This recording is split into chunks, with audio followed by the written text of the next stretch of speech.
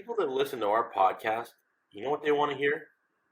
They want to hear 4 fucking grizzly bears getting down on some bullshit.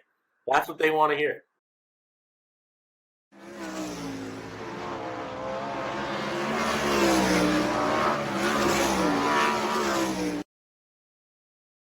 Welcome to the Drivers Project podcast, featuring hosts Dominic Scelzi, JJ Hickle, Sam Haferteep Jr., and myself, Daryl Turford.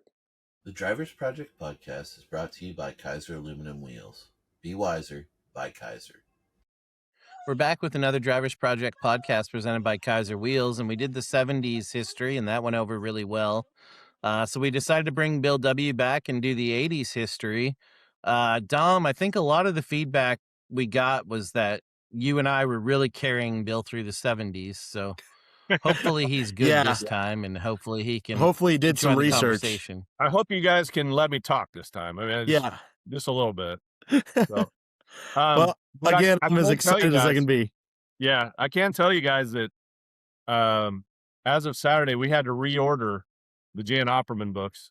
I mean, after people watched it, they ordered the heck out of the Dialed In book. So they were flying off the shelf like I was talking to our lady in the store there, and she said, "Oh, we got to reorder those." I said, "A few of them ordered." She said, "Yeah, like 24 or something." So hell yeah, yeah. So people are listening, and it was 2 hours. Yeah, so I think this one might go longer. To people Saturday at the races, like Bob Ream Jr.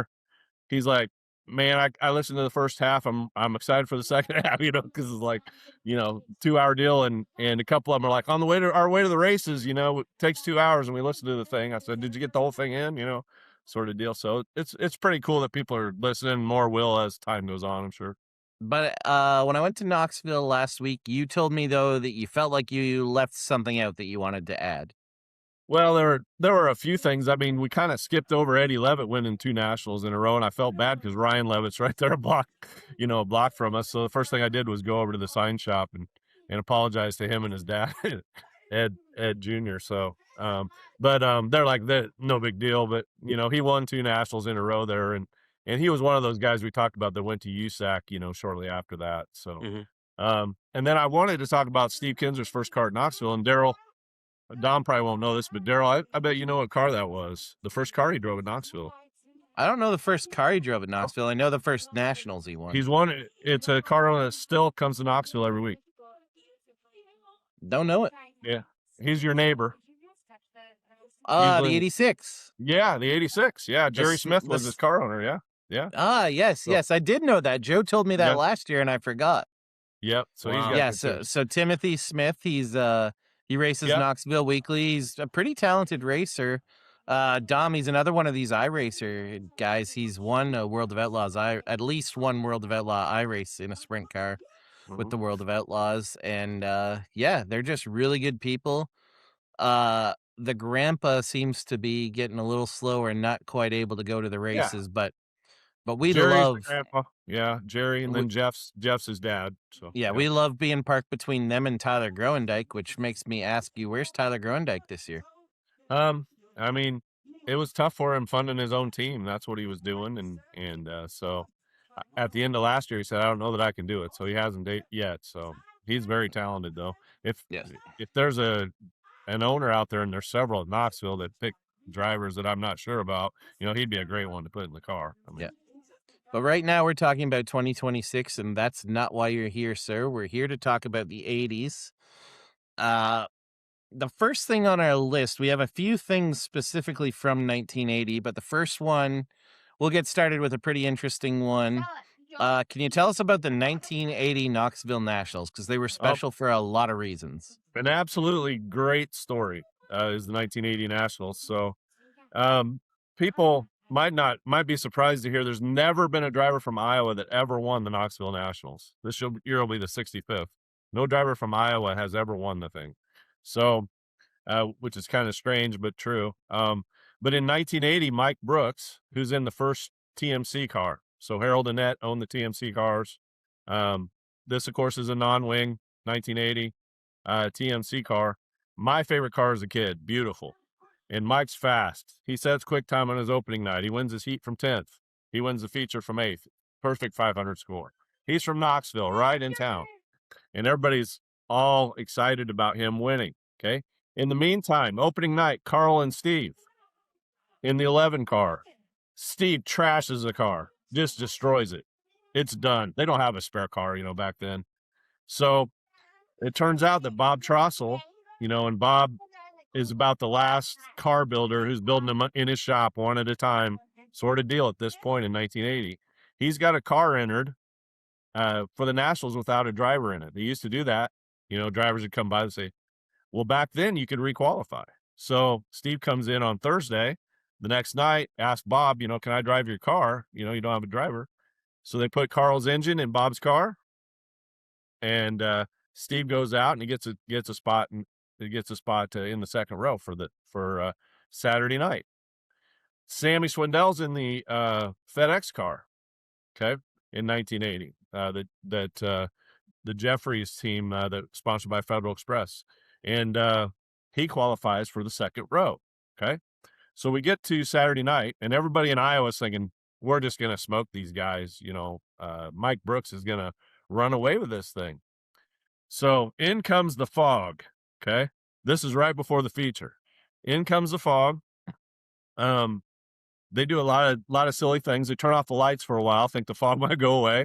They run the push trucks around trying to get the fog. It doesn't lift. So they have to go on Sunday afternoon now. Okay. So here's Mike Brooks on the front. In the meantime, Sammy and his owner have been, there's been some things going on. They've had success, but there's been some things going on. Sammy sees him talking to Wolfgang leading up to the Nationals. Okay. Sammy thinks, man, he wants Wolfgang in the car. In the meantime, the owner's not treating his wife, Amy, very good. And the story I got was he ordered her to go get sandwiches for lunch, the owner, on Sunday afternoon. And then he yelled at Sammy's dad, Sam Sr., Sam Swindell. And Sammy had enough. He loads up and he takes off. He's out of there. He's supposed to start in the second row of the Nationals. Sammy Swindell's headed back to Memphis, okay, on Sunday afternoon. So talk about crazy. So you got this afternoon show. Meantime, Steve wants to run this a different tire than Bob Trossel wants to run. Bob Trossel says, we got to run the Firestone Diamonds. This is a day race, sort of thing.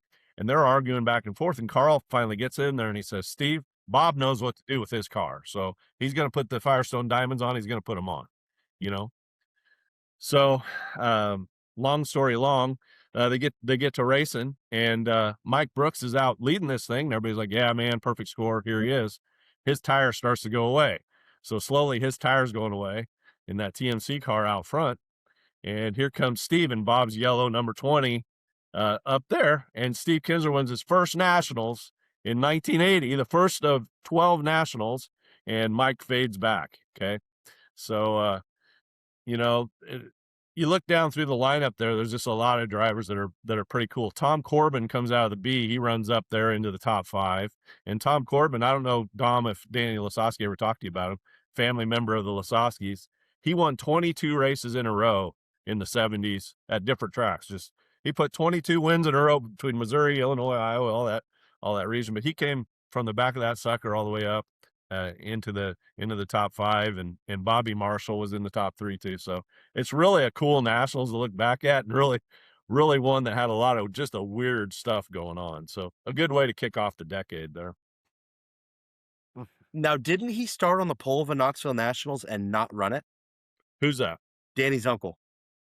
I'm not sure about that. Tom Corbin, you mean? Yes. I remember a story where Tom, he was either on the front row of the Knoxville Nationals or on the pole, and it was like, Friday's done, he's on the pole, and then something happened Saturday, and he had to haul ass and didn't run the Knoxville Nationals from the pole. Wow. So Danny's first number, he had 33, but one of his first numbers was 22 too. And that's the first, in 1984, I'm not trying to jump ahead here, but he got his first win at Knoxville. We have that car in the museum right now, and that was number 22. And that was kind of in tribute to Tom Corbin, his uncle. So, yeah. You also have Mike Brooks's car in the Hall of Fame that he was on the pole with. That car from 1980 is in the Hall of Fame, the perfect score car. And we've had the FedEx car in there also, and we always have Steve Kinser's first Nationals car in there too. That's so cool. There's points in time where we have all three of them lined up and we tell the story sort of deal. And we do have video too from the race. So, but I'd love to see the video. I would too. Typical day race. They're blowing their tires, smoking their tires, sort of deal. But what would have been had they not put the Firestones on? It would have been problem because they were softer. Yeah. And So still to this day, Brooks had the same tires on. He had the Firestone Diamonds, but the way he was running, I guess, wore him down a little quicker. Cooked them. To this day, Mike's son still goes to Knoxville pretty much every week, and I think Mike goes every now and then, doesn't he, Bill? Well, Mike passed away a couple years ago, but I remember seeing him there. Yeah, Mike was on the fair board. He was on our board over the years. He did a lot of things.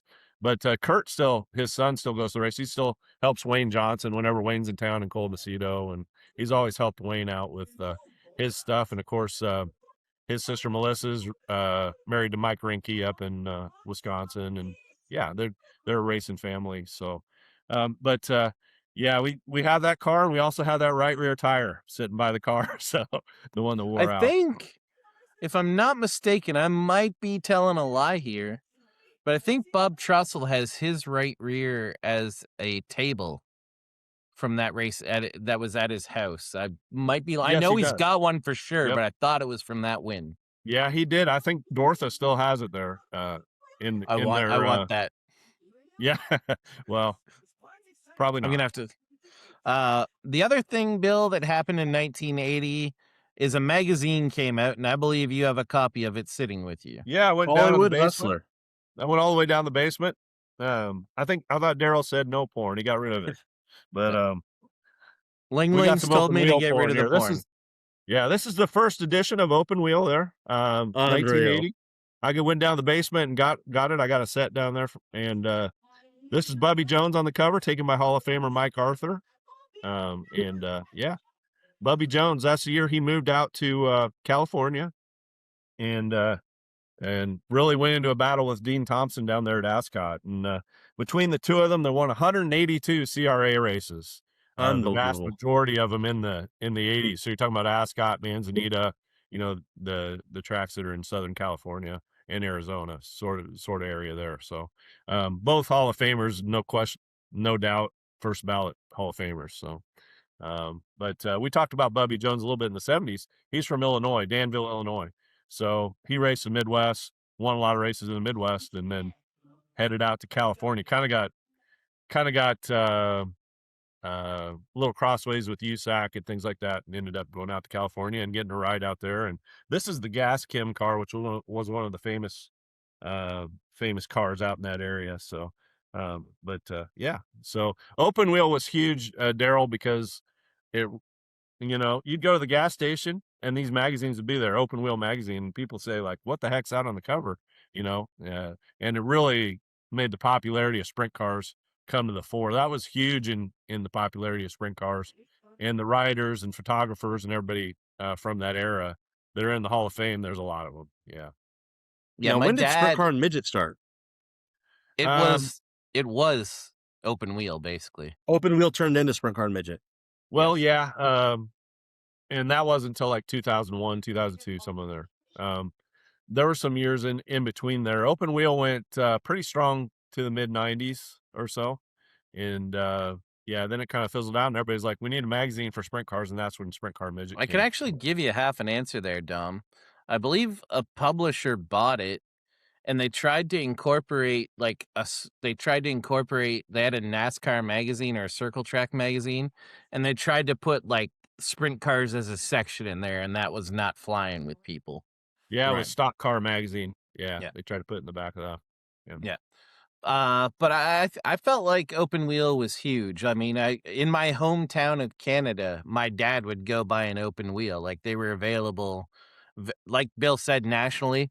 My dad actually has every copy of Open Wheel except for the second one. So if someone would like to donate the second one to the Turford Racing Archives, my father would be highly appreciative.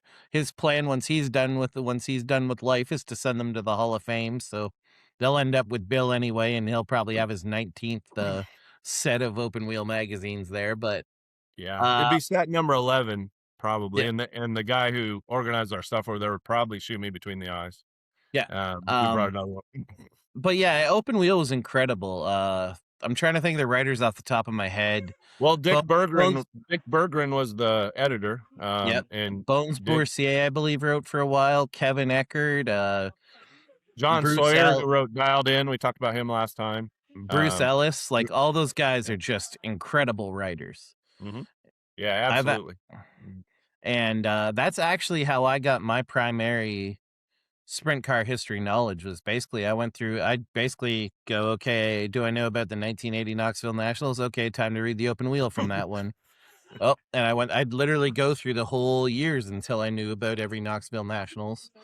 The magazine's incredible. You read them now and they're timeless. Well, one thing I found particularly interesting, we'll talk about it in the 90s, was like reading what they thought at the time about the Wolfgang lawsuit in Lakeside and stuff like that is just really neat to go back and see what they actually thought. It's a great time capsule. Other than the Hall of Fame, I think it's literally like the second best thing you can possibly do to understand sprint car racing history. I don't know if you guys, and Nobody Asked Me But by Bruce Ellis was like my favorite column in history. Yeah, and the driver features they did, when John Sawyer's talking about Gary Patterson from California, the preacher, and, how he's at the bar picking fights and all, that stuff was classic, some of the driver features he did in there. And you couldn't really do results because you're talking about a magazine that comes out a month after or 2 months after the fact. So you went to Speed Sport News for what happened last week. Sounds weird, but you had to wait a week to figure out the results. And then you went to that for like the feature articles and stuff like that, and really learning about the sport, the tech side of it, the photos of the cars that you read about, all those types of things. Yeah. I wanted to keep it with media, Dom, unless you got any questions or comments before I go. The other major things that happened in my eyes was TNN starting to broadcast World of Outlaw races on basically cable television. And later, probably doesn't matter as much, but there was a show called Speed Week that was on ESPN that would treat basically the World of Outlaws just as good as like NASCAR or Formula One. It was being shown on ESPN every week. I guess we'll get into TNN first, Bill, because I'd say that's probably one of the biggest things that helped sprint car racing, wouldn't you? Yeah. Well, right now we have one videographer in the Hall of Fame, and that's Greg Stevens. And he started there in the 80s. And without Greg Stevens, Speed Week would have never got any video of the races. So he'd take the video, you'd get your VHS video. He would get in his van and he would fly, or not fly, but speed to the airport, get that on a FedEx plane, and that would head to Bristol, Connecticut, where ESPN is. And that's how they would deliver video. And then they'd, Speed Week on Sunday night or whatever it was, so that's what he was doing, That's amazing. Yeah. And when Greg passed away, he started in the mid 80s and went all the way through the 2000s. When he passed away, we were fortunate to get all of his collection. And that's all been digitized. So we can go back and look at his stuff, which was really awesome. There's a few things that kind of, old VHS tapes, they don't last forever. They're kind of fuzzy and stuff, but most of it's in really good shape. And yeah, without him doing that, Greg Stevens specifically, you wouldn't have seen it on Speed Week, and you wouldn't have seen he was the lead camera on TNN, so that's incredible. You wouldn't have seen that sort of stuff. So it's funny because 20 years removed from that, I remember watching on the Outdoor Channel as a kid in the motorhome when my dad would race. And if there was a sprint car race on, we were TiVoing it. We were you stop everything. We're not going to dinner. We're not nothing. We're watching. And I remember the McCarl wave when, McCarl passed. That was my first weekend with Sam. Yep. My first weekend with Sam was the wave. Yeah. But no, that's how I got introduced to sprint car racing, and my dad got introduced to sprint car racing was those early Diamond P. Oh yes, Diamond P. broadcasts. That's TNN. Brock Yates and Steve Evans. Brock had an incredible voice and actually went on to write the definitive biography on Enzo Ferrari. And Steve Evans was just an excellent, excellent color guy. And I think without them, sprint car racing isn't half of what it is today. Is that fair to say, Bill? Yeah, that's absolutely correct.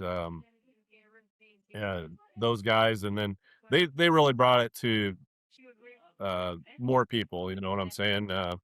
Because not only was it on like a week after the race, but it was on all winter. The same races, like the '90 Knoxville Nationals, was probably on 28 times on TNN before the spring came around. And you're just ready to go out and see a race. So I think those broadcasts specifically later on they became live at Knoxville. I think that is what really blew Knoxville up as far as people wanting to go to the races.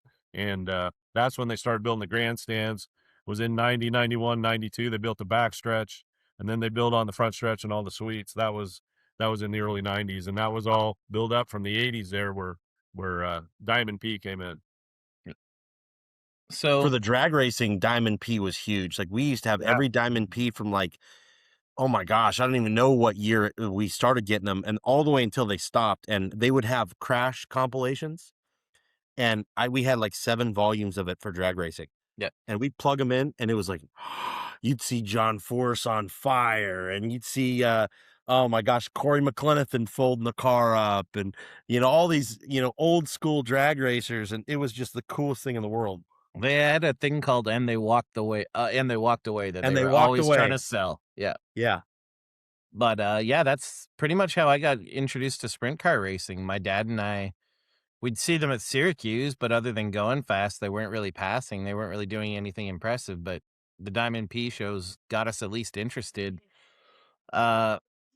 Getting away from media, the next thing I kind of wanted to cover, I think it was pretty interesting talking about the technical advances in the 70s, and now I'd kind of like to talk about the technical advances in the 80s. And I have 2 ones that I pointed out. Bill, I don't know if you have any other ones, but my first one is the introduction of the aluminum block to sprint car racing. And I think this was a terrible but inevitable thing. And in my opinion, and you can back me up here, or you can disagree here, Bill, that led to the beginning of the end of being able to race a sprint car cheaply. That was like the wheels are getting in motion. We're now getting professional engine builders. And is this fair to say? Yeah, absolutely fair. And we talked about a little bit last time with the big blocks in Pennsylvania. Ted said, no, we're not going to have the big blocks kicking our tails out there when the World Outlaws go out there. We're going to limit it to 410. Well, you do that, you're going to take out some of the stuff a guy can go in the junkyard and get, and then you get the specialized engine builders. So Earl Gertie, he's going to be building engines at this time. Sammy's going to go from that FedEx car to driving for Nance, and he's going to win 2 outlaw titles in a row, 81, 82. And he's going to go to Nance, and they're going to have Earl Gertie's engines, and just proved to be like a potent combination right there. So yeah, and so you get the engine builders starting in and that sort of thing, and the cost and the aluminum block, and these cars are getting lighter and lighter now, and and that's also I'm sure we'll talk about it, where a lot of the danger started to come in when these cars are so light. Most of your shows are still non-wing for the Outlaws, and at tracks like Knoxville, where it's where they're going hell bent for election, and they have these cars without any type of rules for the frames they have on them, sort of deal, and you put an aluminum block in there, you know that's a recipe for trouble. And we had a lot of serious injuries and deaths there in the late 70s, early 80s at Knoxville. When did the weight rules start to come into play? Was The that weight the rule was 90s? 2001, I believe. Oh, wow. 2001. Yep. I remember going to the first 1,200 or second 1,200-pound nationals. Yeah. I know wings are kind of on our radar. Wings were already in Pennsylvania by that time, California. But at places like Knoxville, they were not. So Gary Scott was a real popular driver from Holt Summit, Missouri. 1982, he died at Knoxville. The owners boycotted, basically led by Bob Trossel. The owners boycotted and said, if we don't run wings at Knoxville, we're not coming back. And that's when Knoxville mandated the wings, was 1982 in the middle of the season. So so that was the last nationals. 81 was the last nationals you would have had without wings. at Knoxville. So I do want to stop you there, Bill. We talked about him in the 70s. We're talking about him in the 80s now. But I don't think we've really given Bob Trossel his flowers. Could you kind of tell people about Bob Trossel?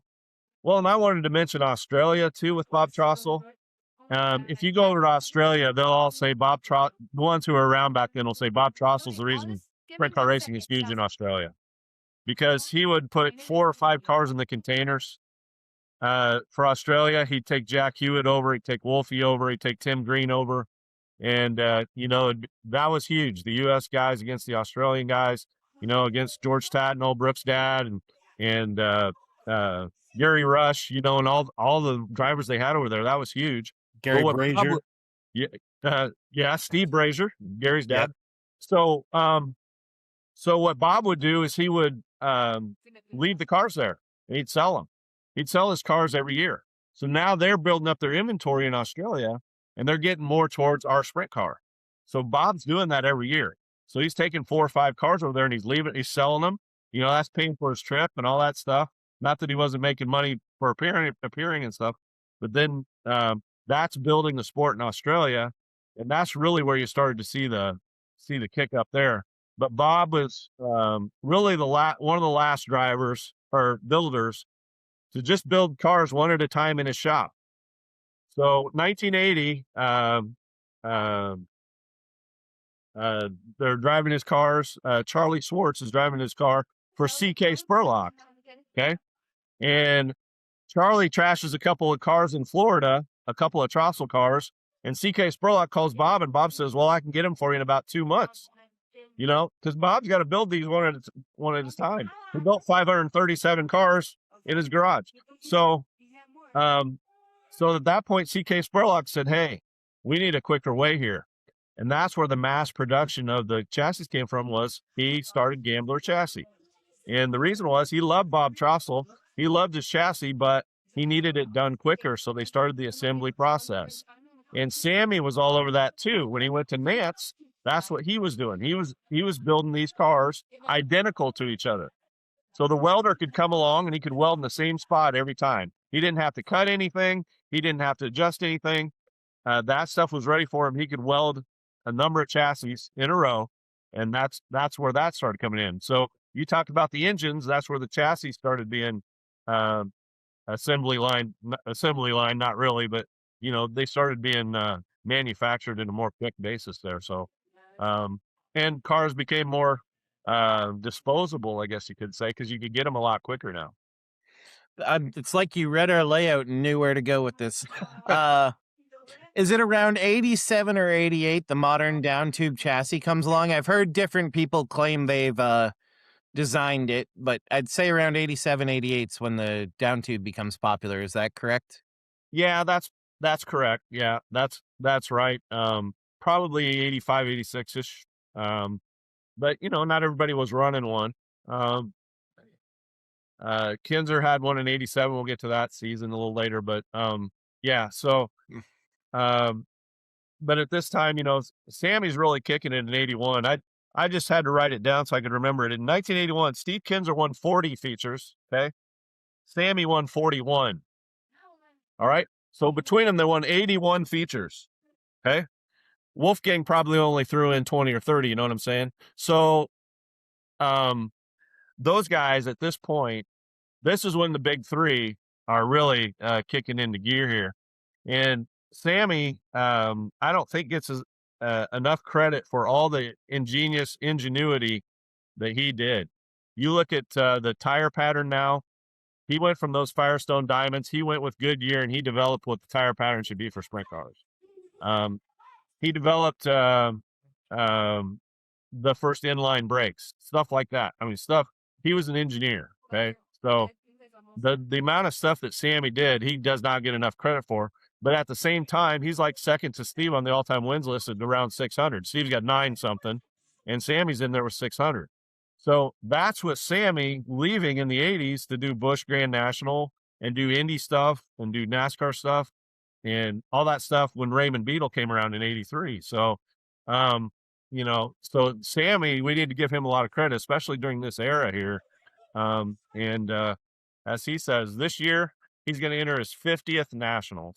So That's all I'm That was saying. amazing. Yeah, That's it's pretty insane. crazy. Now, I'm going to leave this up to you guys. Me and my closest friends, we generally agree Sammy probably had more pure driving talent than Steve. And what's crazy is we feel like he had more pure driving talent than Steve. And he also had an ingenuity that Steve didn't have. But Well, man, Steve's desire and Carl, man, that made up for it pretty hard. yeah, Wolfgang's a builder too, and so's Sammy. You know, they build their cars. You know, Wolfgang was still building his car when he drove for Weikert in the mid '80s. Yeah, And we'll they were get to that Trossels. too. Bob Trossel taught him how to build cars. So, and Sammy, he was building cars down there in Nance. Like I said, he was building them efficiently. He'd keep a few special things on his cars because he had the house car, and then they would sell the heck out of those dance cars at that point in time. So, and he was going out, like I said, and kicking tail with the Outlaws. He was winning championships there. Thank you, man. 81, 82. Yeah. And for the Isn't that record, around the time that Nance was built a titanium frame. That was the 80s. That was 76. He built an all aluminum frame. Oh, aluminum which frame. just left the museum. So yeah, Fred Linder drove that in 76, and he told me he was at Hobstadt. He was leading the race, and the shock tower on the front broke, and he stayed out there. I said, "Why'd you stay out there?" He said, "I was leading the race, and then the second one breaks." Oh. He's still out there with the front wheels bouncing. His best run in that, I think, was from the back of the Western World of Manzanita up to third. So in 77, Shane Carson brought it to Knoxville for Nance, and he hot lapped, and he came in the pits, and Earl Wagner said, he tapped the frame with the wrench, and he said, "That car's illegal here." And Shane said, "Why? You don't have a rule against this." He said, "We do now." So that was the end of the aluminum car, was the spring of 77. Yeah. Yeah, and for the record, when I say Steve was less talented than Sammy, I mean by this much. Well, I never said that. You said that, Daryl. Yeah, you said that, Daryl. Yeah. Like, people I'm close to and myself, I agree with it. I think it's fair to say, but I'm sure you can make an easy argument against it. I mean, the other guy won 300 more. Yeah. I just it's hard to argue against AJ Foyt and Kyle Larson, and you can't really. Yeah, it's hard to say who's the best. I mean, you know what I'm saying? It's like, who's now, my favorite? Now, in my memory, go ahead. Go, Dom. In my book, like, from my childhood and era and stuff, like, it's Wolfgang, it's Steve, it's Sammy. Those are the three. Like, right. Number 4, you can pick and choose, but would we say that those would really be the three through, I mean, the majority of the history of what sprint cars are? I think people consider it, and then they have Donnie Schatz in there as well. A lot of times, with all, and then Bill goes, "What about Tommy Hinnerschitz? And what about Jan Opperman? And what about Kenny Wood?" And then all of a sudden, we're talking about the 80s right now. Yeah. But right. So the big three, that's why we're talking about them right now, because they're in their prime right now. So yeah. And is it fair to say, Bill? I'd say, Steve was like the most determined, the hardest racer. Wolfgang was known for being incredibly, incredibly smooth, and Sammy was kind of in between. Is that fair to describe their driving styles? Yeah, Steve was a wrestler in high school, and he could will the car to the front. Sammy, a tactician, really smooth. Wolfgang, the best I saw up till Kyle Larson. He took a line at Knoxville, and I got to watch most of his career there at Knoxville that I never saw anybody do until Kyle Larson. All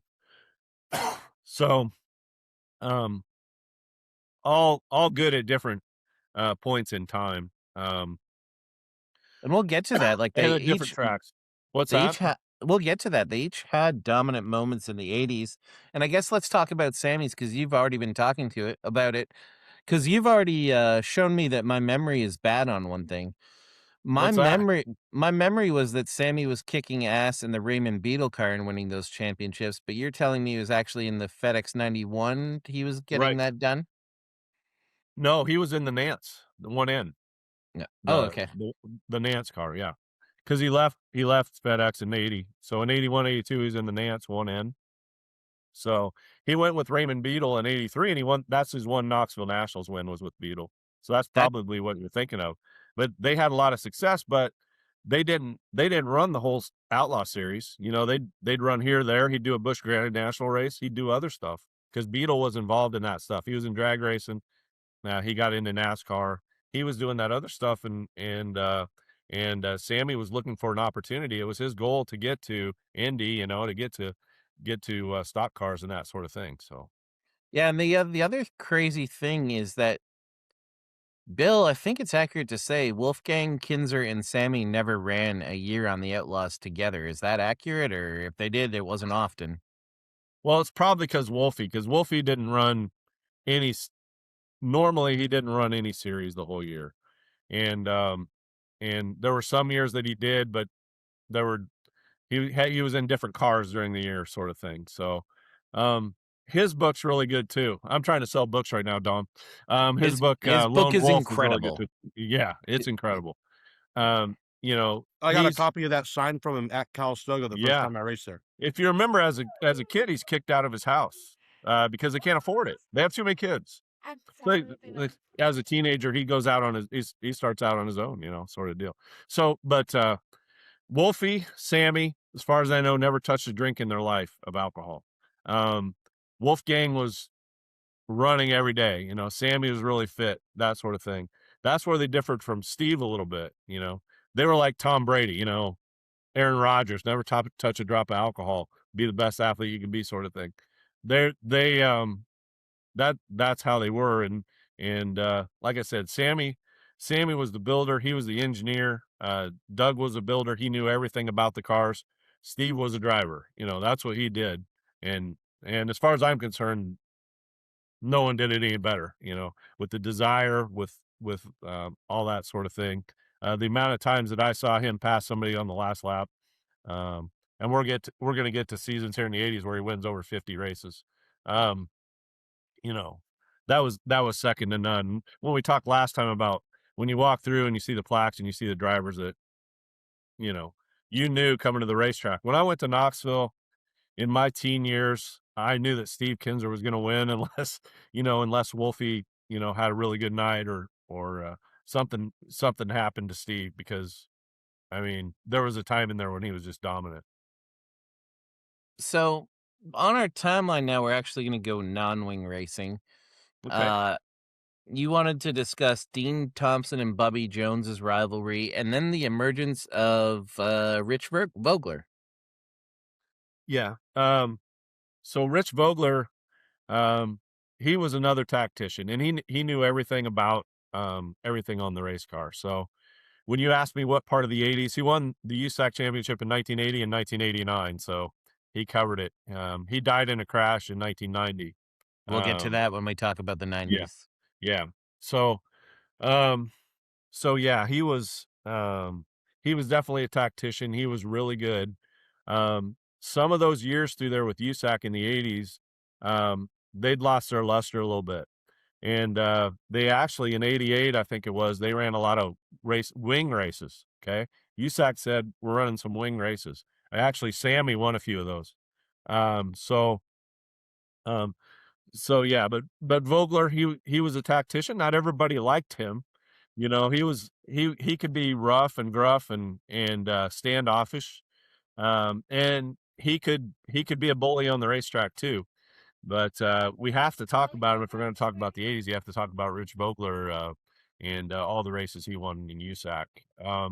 The other one you talked about, we talked about a little bit earlier, was Dean Thompson. He drove for Bruce Brahmy. Bruce Brahmy and his son, Dom knows probably who the Brahmys are, but they were both in our Hall of Fame as builders and mechanics and things like that. Brahmy started building cars back in the '60s. Got up to that, and Dean Thompson's he's showing off. He's a little guy. He was born with one arm shorter than the other. So John Stanbro just did a restore of his called the Little Red Sucker, the two machine out there. But the steering wheel has a component on it where his left arm can grab it and his right arm can grab it, and it's adjusted for his shorter arm. So He was a master at Ascot for sure. And if Bubby and he kind of got in the end of Jimmy Oskey there, and when Bubby Jones came in, it was him and Thompson and Oskey at Ascot. One of those guys was going to win usually most nights. So Bubby really gave him some competition coming into the West. So you know what's wild? Not to get us completely sidetracked, but we're going to talk about 1989 and USA and everything. But the World of Outlaw points, Bobby Davis Jr. wins with 91 starts. Jeff Swindell's second, 200 points back with 90 starts. Third is Chris Esch, 800 points back. Yeah. Talk about a big drop like that. And that's what's so amazing is, and I don't think we really talk about it a lot, how many times guys were actually bouncing in and out of series. Like all through the 80s, you know, you get guys to run, and like Sammy, but you get guys, they're on the All-Star Tour, then they're on the Outlaws, or they're in PA, or, you know, like I know at that point guys were coming out in California and they were running like Baylands and San Jose and, you know, shit like that. In the 80s, Wolfgang's just bouncing around. I mean, in 89, he's racing wherever the money is. Yeah. In 84 through 86, he's racing for Bob Weichert in Pennsylvania, and they're just racing wherever the money is. So, right. Yeah. So, nothing like bouncing ahead to Bobby Davis in 89, but well, we can talk about 83 with Bobby Davis, because guess who hired him in 83? Bob Weichert. He went and just destroyed Pennsylvania as just a kid. Bobby Davis, I think, is one of the history's most forgotten absolute studs. Kind of wanted to talk about Vogler more, but let's get into Bobby Davis. Yep. Well, Bobby Davis, of course, grew up in Memphis there, hotbed of racing there. You know, they produced Hooker Hood and Sammy Swindell and Jeff Swindell, you know, just a lot of great drivers down there. Mike Ward, Greg Hodnett, it just goes on and on. But Bobby Davis, he gets a call from Bob Weichert, and he says, "I'd like you to come out to Pennsylvania." He says, "Where?" You know, he didn't know where, you know, what he was doing. Bob said, "No, there's a lot of good paying races out here." So he went out there as a teenager. He won the Grove title his first year out in Pennsylvania. Just imagine that. He hadn't been a national tour driver or anything like that.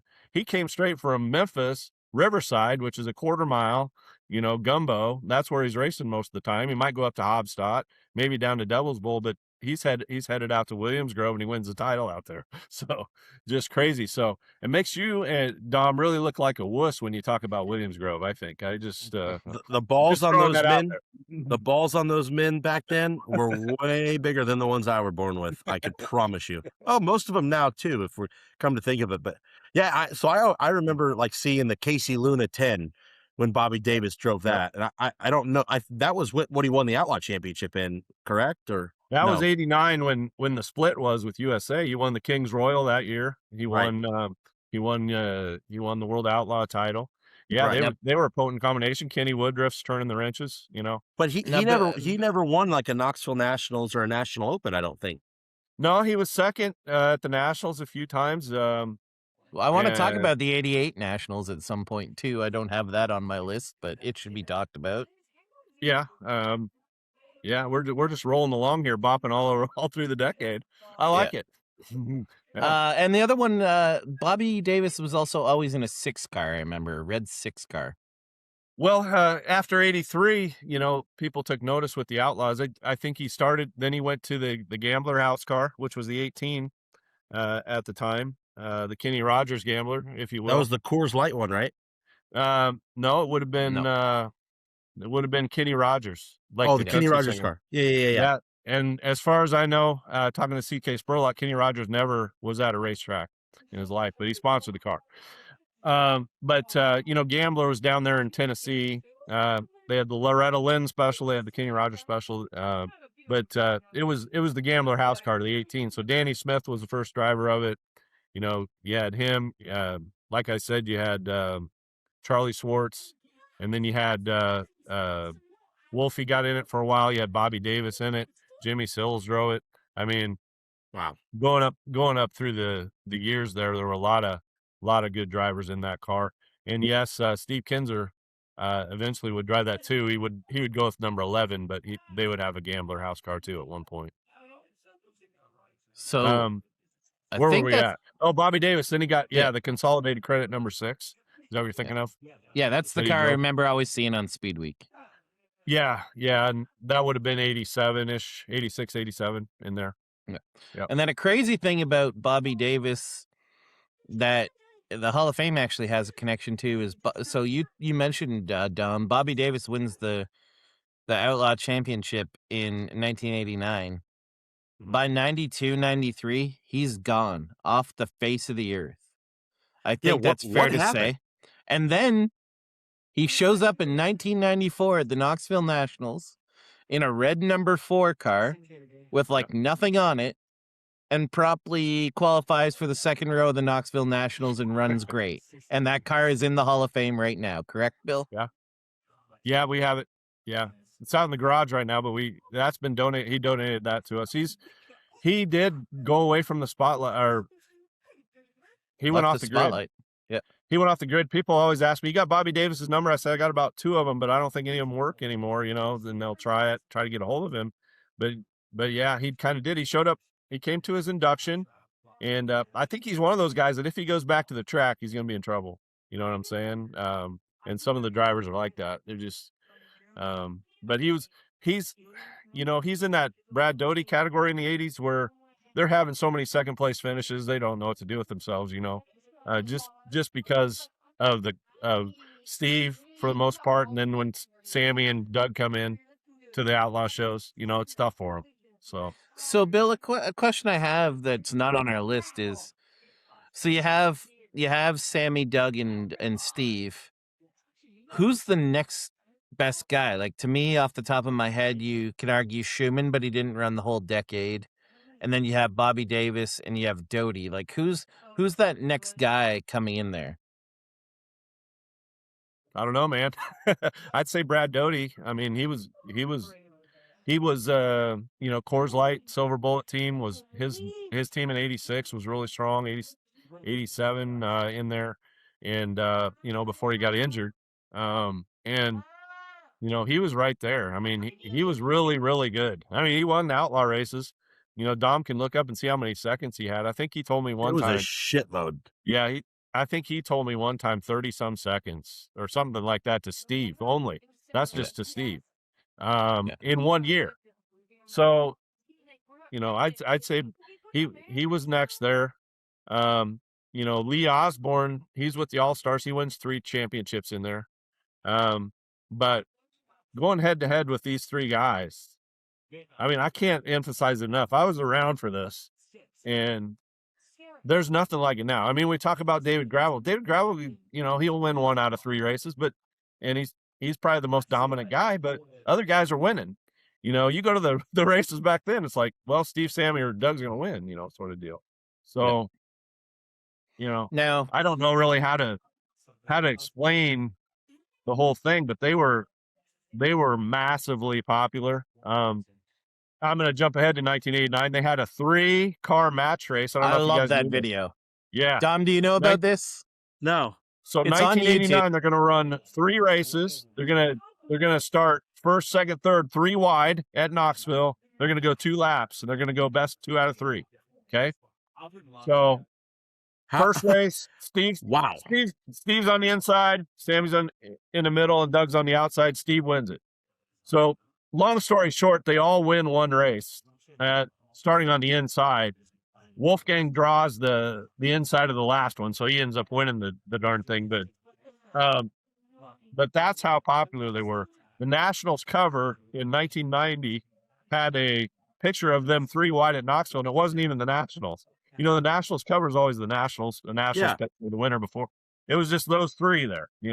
Wolfgang won the Nationals that year, but it's like, it was incredible. So, like, when he drove for Weichert, 84, 85, 86, his big year was 85. He won 55 shows, Wolfgang. They were 85. Unreal. 55 they were unreal features. At that time. Yes. Unreal with Bob Weichert. And what they did was Knoxville would pay him to come, and they called it the Night of the Wolf. I think they did it in 85 and 86. And it was a regular show, but the rule was he had to qualify last. He had to start last in the heat and last in the feature. That was his rule. He got his score points.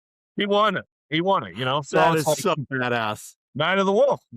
He started at Knoxville. They had the Night of the Wolf a couple nights. So these promotions during this time were really, really, they were really awesome, man. And there's awesome promotions today, but I just think back to some of those. We talked about Race of States, I think, last time, didn't we? Yeah. Or maybe that was Mystery somebody I was feature. talking to in the museum. Yep. No, But, that was us. Yeah. So that was in the 80s. So the promotions they had, I thought were really ingenious. And this is when Ralph Capitani's hitting his stride at Knoxville, and it's really growing. We talked about the TNN factor, the Ralph factor, the Capitani factor too. And that's when Knoxville's growing, and really sprint car racing as a whole across the country is really growing at that point. So at that time, Wolfgang didn't actually have one mechanic. He had two mechanics. Could you talk about that, Bill? Are you talking about the Wright car? Yes. Yeah. So Davy Brown Sr., who's still winning races, he's building the engines, and Davy Brown Jr., couple of Hall of Famers there, they're working on his car. So they're the Browns, sometimes Senior's staying home and just taking care of the engines, but Davy Brown Jr. is the crew chief. And yeah, they're just kicking tail. Like I said, 55 wins in 1985. Let's see what Steve had that year. He only had 27 in 85. So, hey, so I just went through all of Brad Doty's. Brad Doty ran second like 25 times between 81 and 88 with the Outlaws. He had 192 top fives in 451 starts. That's 43%. Yeah, he was in top five. So it's safe to say he was next on the list, I would say. Yeah. And he only won, I say only, but he won 18 Outlaw shows, which is 4%. And then he was in the top 10, 327 times, 72%. Yep. Like, I wouldn't even know who to compare him to right now that would be like that. No, because there's no one just that dominant, No. Yeah. And now one thing, I don't know the 70s well enough. Bill, would you say the 80s were the prime of the Al Hamilton, Bob Weikert wars? Is that fair to say? I would say so. I would say it started in the 70s. Keith Kaufman won 6 Port Royal titles in the 80s. And he was picking up steam out there, and a lot of those were in the Hamilton car. So when Wolfgang came back to Pennsylvania, we have a lot of video of those two going at it at Port Royal or Williams Grove. We talked in the 70s, he had Kenny Weld going at it with Opperman. This was kind of similar. Keith Kaufman in the 77 and Wolfgang in the 29 at that point. So yeah, and Wolfgang tells a great story in his book that you should buy. Basically, him and Kaufman Lone Wolf, were great. I think's the title. Yes. Him and Kaufman were actually pretty good friends, and he tells a story about him and Kaufman leaving the races, and someone started running their mouth at Wolfgang, and Keith Kaufman, who, if you know him, was a pretty big boy, I guess dropped the fan. So, yeah, that was one where like the fans had this big rivalry. Yeah, so that was one where the fans had this big rivalry, but they were actually like really good friends, kind of like the Lotta Hunt thing you used to hear about. They make a movie about their rivalry when the reality was at one point they were roommates. But yeah, Keith Kaufman was a bad man. A lot of people don't know him. He traveled the Outlaws for a few years, but in Pennsylvania, he won a lot of outlaw races in Pennsylvania for sure. And Hamilton and Weikert were such big personalities, were they not, Bill? Like, they hated each other. Is that fair to say? Bob Weikert's interviews at the end of the night would be great, and Wolfgang would hate him. Yeah. Because Wolfgang would barely beat Kaufman, and Weikert would say, man, we won tonight, but wait till next week. We're going to put the good motor in. Wolfgang would be like, man, he just talked crap, in the victory lane, and the announcers go find him, man. He was great. He'd be the best interview of the night. In Hamilton, he was more of a quiet, fiery guy, and he was total local Pennsylvania. He had Lynn Paxton, Kramer Williamson, Keith Kaufman, and then he got hooked up with a guy named Stevie Smith towards the late 80s, and that's when he started traveling on a national basis, and we saw the 77 more. I think the first time I saw the 77 was at Eldora in 1989. I think that's really the first time they started really traveling further than Western PA or Ohio. So Yeah. Because Stevie Smith was more like real late 80s through the 90s and stuff. Yeah. Well, his peak was, Yeah. but he's starting in the 80s now. His dad's a legend.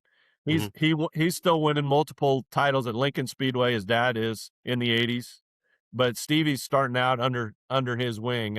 I saw a video from his shop the other day. Stevie was showing some of those early pictures of him with the car, and he looks like he's 12 years old, but yeah, That's when he crazy. got together with Al, that was his big break for sure. Yeah. Lasowski drove the Al Hamilton car. A lot of He people did. did. Yep. Mm-hmm. Lance Deweese, Keith Kaufman, Another great book. Another great book if we're selling books. Do you guys have any copies of the Danny Lasowski book? Yeah, I think we do. Yeah. I'm in it. All right. Very good. Yeah. Oh boy. We're trying to sell them. Yeah, exactly. Exactly. I've got a full spread on page 69. Yeah.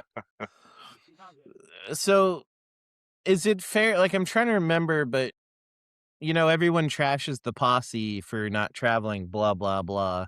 But in those years where Wolfgang was killing it, like he walked into Knoxville and just smoked him at the Nationals. Like, that's fair to say 2 years in a row. Yeah. And they traveled though. I mean, they traveled, but still the guys who are staying home are really tough. The guys the Outlaws aren't going in and wiping the floor with them. Those years where Steve and Sammy are waxing everybody, they're waxing them in Pennsylvania too. But there's always that posse that's gonna jump up, whether it's Kaufman or they claim Wolfgang at the time, or Kramer Williamson or whoever it is out there, Smokey Snellbaker. They're gonna be tough. So through the 80s there. Now, Bill, one thing I've always kind of not really been able to put together in my mind, so I'm hoping you can take me through this, is like the 80s saw a lot of the emergence of the 90s legends like Dave Blaney, Jack Hodenshield. Mhm. In the 80s, they were good, but they weren't quite on that level, or is that fair to say, or is that not fair to say? Oh, I remember Jack just the way he was at the end of his career, just bouncing around rides a lot, because Jack was one of the more exciting racers. He won races, but he wasn't winning the Knoxville Nationals. He was winning a lot of races, and he's a Hall of Famer, no doubt. But he was hitting the wall some nights. He was crashing. So he was going between a lot of rides. So that 18 car I talked about, he was in that. He was in most of the Outlaw owners' rides at one time or another through there. And Dave Blaney, very, very good. I think we need to talk about him more getting into the 90s, but he's winning. Yep. He's winning Nationals prelims in the 80s. Yeah, like we're going to talk about the 88. We're going to talk about Nationals. 88, where he was we'll talk about his heat race, but he had to totally rebuild a car while they fixed the fence. Yeah. But and went on to win the feature. Wait a minute. He crashed in his heat race. Oh, we'll get to it. The car? We'll get to it, Dom. Later on, Dom. All right. We're not far away from it. We're not the one who got me on Blaney. Yeah. I'm on HOD now. I'm looking at all kinds of shit. All right. So this brings us to, we have in the early 80s Steve, but Sammy has a couple great years in there. Then you go 84, 85, 86. Wolfgang with the Weikert car is incredible. 87, Steve just reminds everyone that he's the greatest of all time. Could you talk about that season, Bill? 56 features he won in 87, which was a record. It still is a record. 56 in a year. So there's not much more you can say. We've got one of the cars he drove that year in the museum right now. He's he destroyed everybody. Nationals, the Gold Cup, all those races. He, were in the bag for him. So that was Wolfgang had split up with Weikert in 86. They probably only won 30 races, so they thought they were really off their game. And then, he came, Kenzer came in 87, and really kicked some tail there. Dom, so I got a great stat for you to look up. Yeah. Okay, so he won 56 Outlaw shows that year. Is that right, Bill? Or how many Outlaw shows? 55. Dom, Outlaw shows? Dom? Yeah. Dom, can you count How many people have more than that in their career? I can figure that out. So what I was going to say, it's fucking hilarious because I clicked on 87 on accident on HOD, and I'm like, this fucking guy ran second every night. He was in the 2 car. It shows the number next to it. I thought for a second, I'm like, he finished second like 20 times, but no, it was the car. That was the Ted Lee car, I think. He was out of El Paso. I got the Kinzer book behind me here, I think. And at the end, Dave Argabright does a good job of. So 59 outlaw races, right? I won 56 wins, Bill was saying. Okay. 55 that year. Yeah. 55 outlaw wins right now in your career would put you in sole possession of 18th place, just ahead of Jeff Swindell. Jeff Swindell's whole career, he had 51. Some of the notables, you'd be right behind Jason Myers, who had 58. Carson Macedo has 59. You'd be ahead of Sheldon Hodenschild, Schuhart, Andy Hillenberg, Larson, Shane Stewart, Bobby Allen, Kerry Madsen, Paul McMahon, Tim Schaefer, Buddy Kofoid, Ron Schumann, Rico Abreu, Tim Kading, Rick Ferkel, Greg Hodnett, Lance DeWeese. Are there any Hall of Famers in this? Brad Doty, Craig Kinzer, Johnny Herrera, Jason Sides, Brent Marks, Brooke Tatnell, Terry McCarl, Tim Green, Tyler Walker, Don Kreitz Jr., Jason Johnson, James McFadden, Dale Blaney, Fred Raymer. Now we're down to 10 outlaw wins. We got Danny Smith, Joe Gertie. Gio's got 10. Keith Kaufman, Brent Kading. Yeah. Should I keep going? We got fucking Kenny Jacobs, Anthony Macri, Jimmy Sills. I mean, it never ends. Yeah. So just looking at the Kinzer book, which I'm in, by the way, Dom, 53. I'm in no book. 53 World of Outlaw wins for him that year. So that's absurd. 3 non, and then he won 2 in Australia, so he had 58 total for the year. So not too bad. That is crazy. So now we'll move on. Like, to put it in perspective, I was telling Bill before this started, the craziest stat that we posted on our social media that just blew up was that David Gravel basically had to win 20 more races for 30 seasons to match Steve Kinzer's all-career win total. Like, the man is insane. Like, yeah, we were doing that for Donnie Schatz too, and he's up there. What's he, 300 and some now? Yeah. Is that what he's at, Dom? He's in the 300s. Yeah. I just got out of it. Hang on, let me look again. 300 and some. But which anyway, one? Yeah, there's no way that anybody's gonna. Yeah, Sammy's at 394 and Donnie's at 317, and Donnie's been winning for years. They're the only 3 guys in 300 or 2 guys in 300. Sammy with 394, and he was part time there a lot of those years. I mean, he was. So moving on to 1988, there's 2 moments from there. I might have that wrong. The one might have happened in 87, but I think I'm right.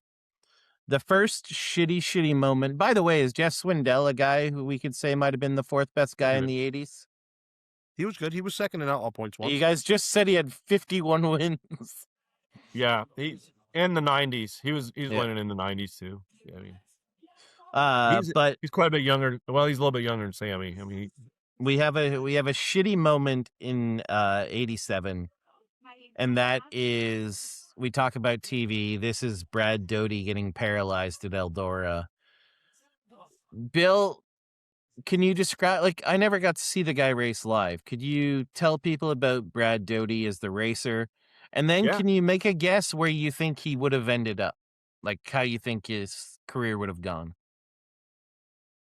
Brad was a really good racer. Came on the Outlaws in 1982 as a rookie, was Rookie of the Year, all the way up through there.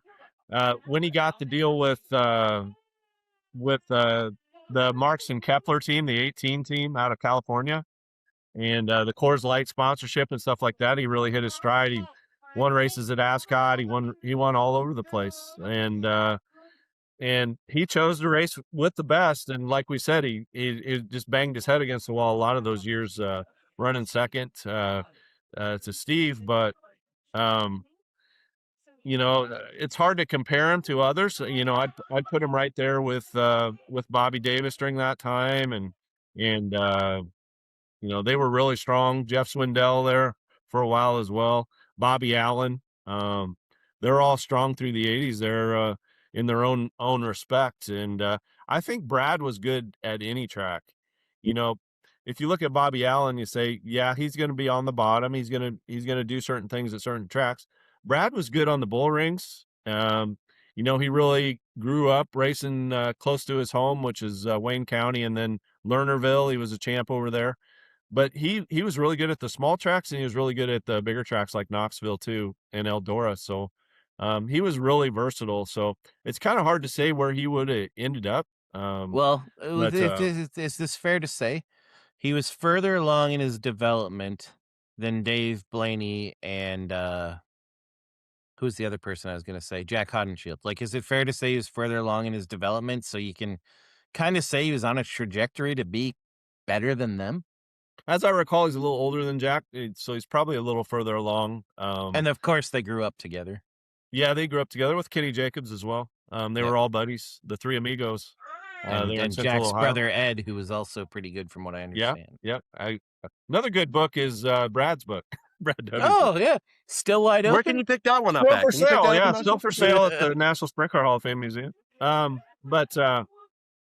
it talks about all that. But yeah, maybe in the 80s he was a little further than Jack. Jack hit his stride when the Pennzoil car came in, the 22, the Jack Elton car, a little later, late 80s, early 90s more. So. Yeah, I just always felt like he was on a little higher trajectory than them. So like, well, I do feel like he could have been a World of Outlaw champion. Oh, absolutely. A lot of people have told me that he would have for sure been a champion in the 90s. Yeah, absolutely. So one of the most underrated Knoxville Nationals in my eyes is the 1988 Knoxville Nationals. Bill, you alluded to this before. Why don't you take people through the prelim night for Dave Blaney? The reason 88 was exciting because Wolfgang destroyed him in 84 and 85 in Weikert's, and then Steve destroyed him in 86 and 87. So can I ask a question leading into this, Bill? Yeah. I've watched Blaney's whole prelim night. I've watched the Saturday night finale.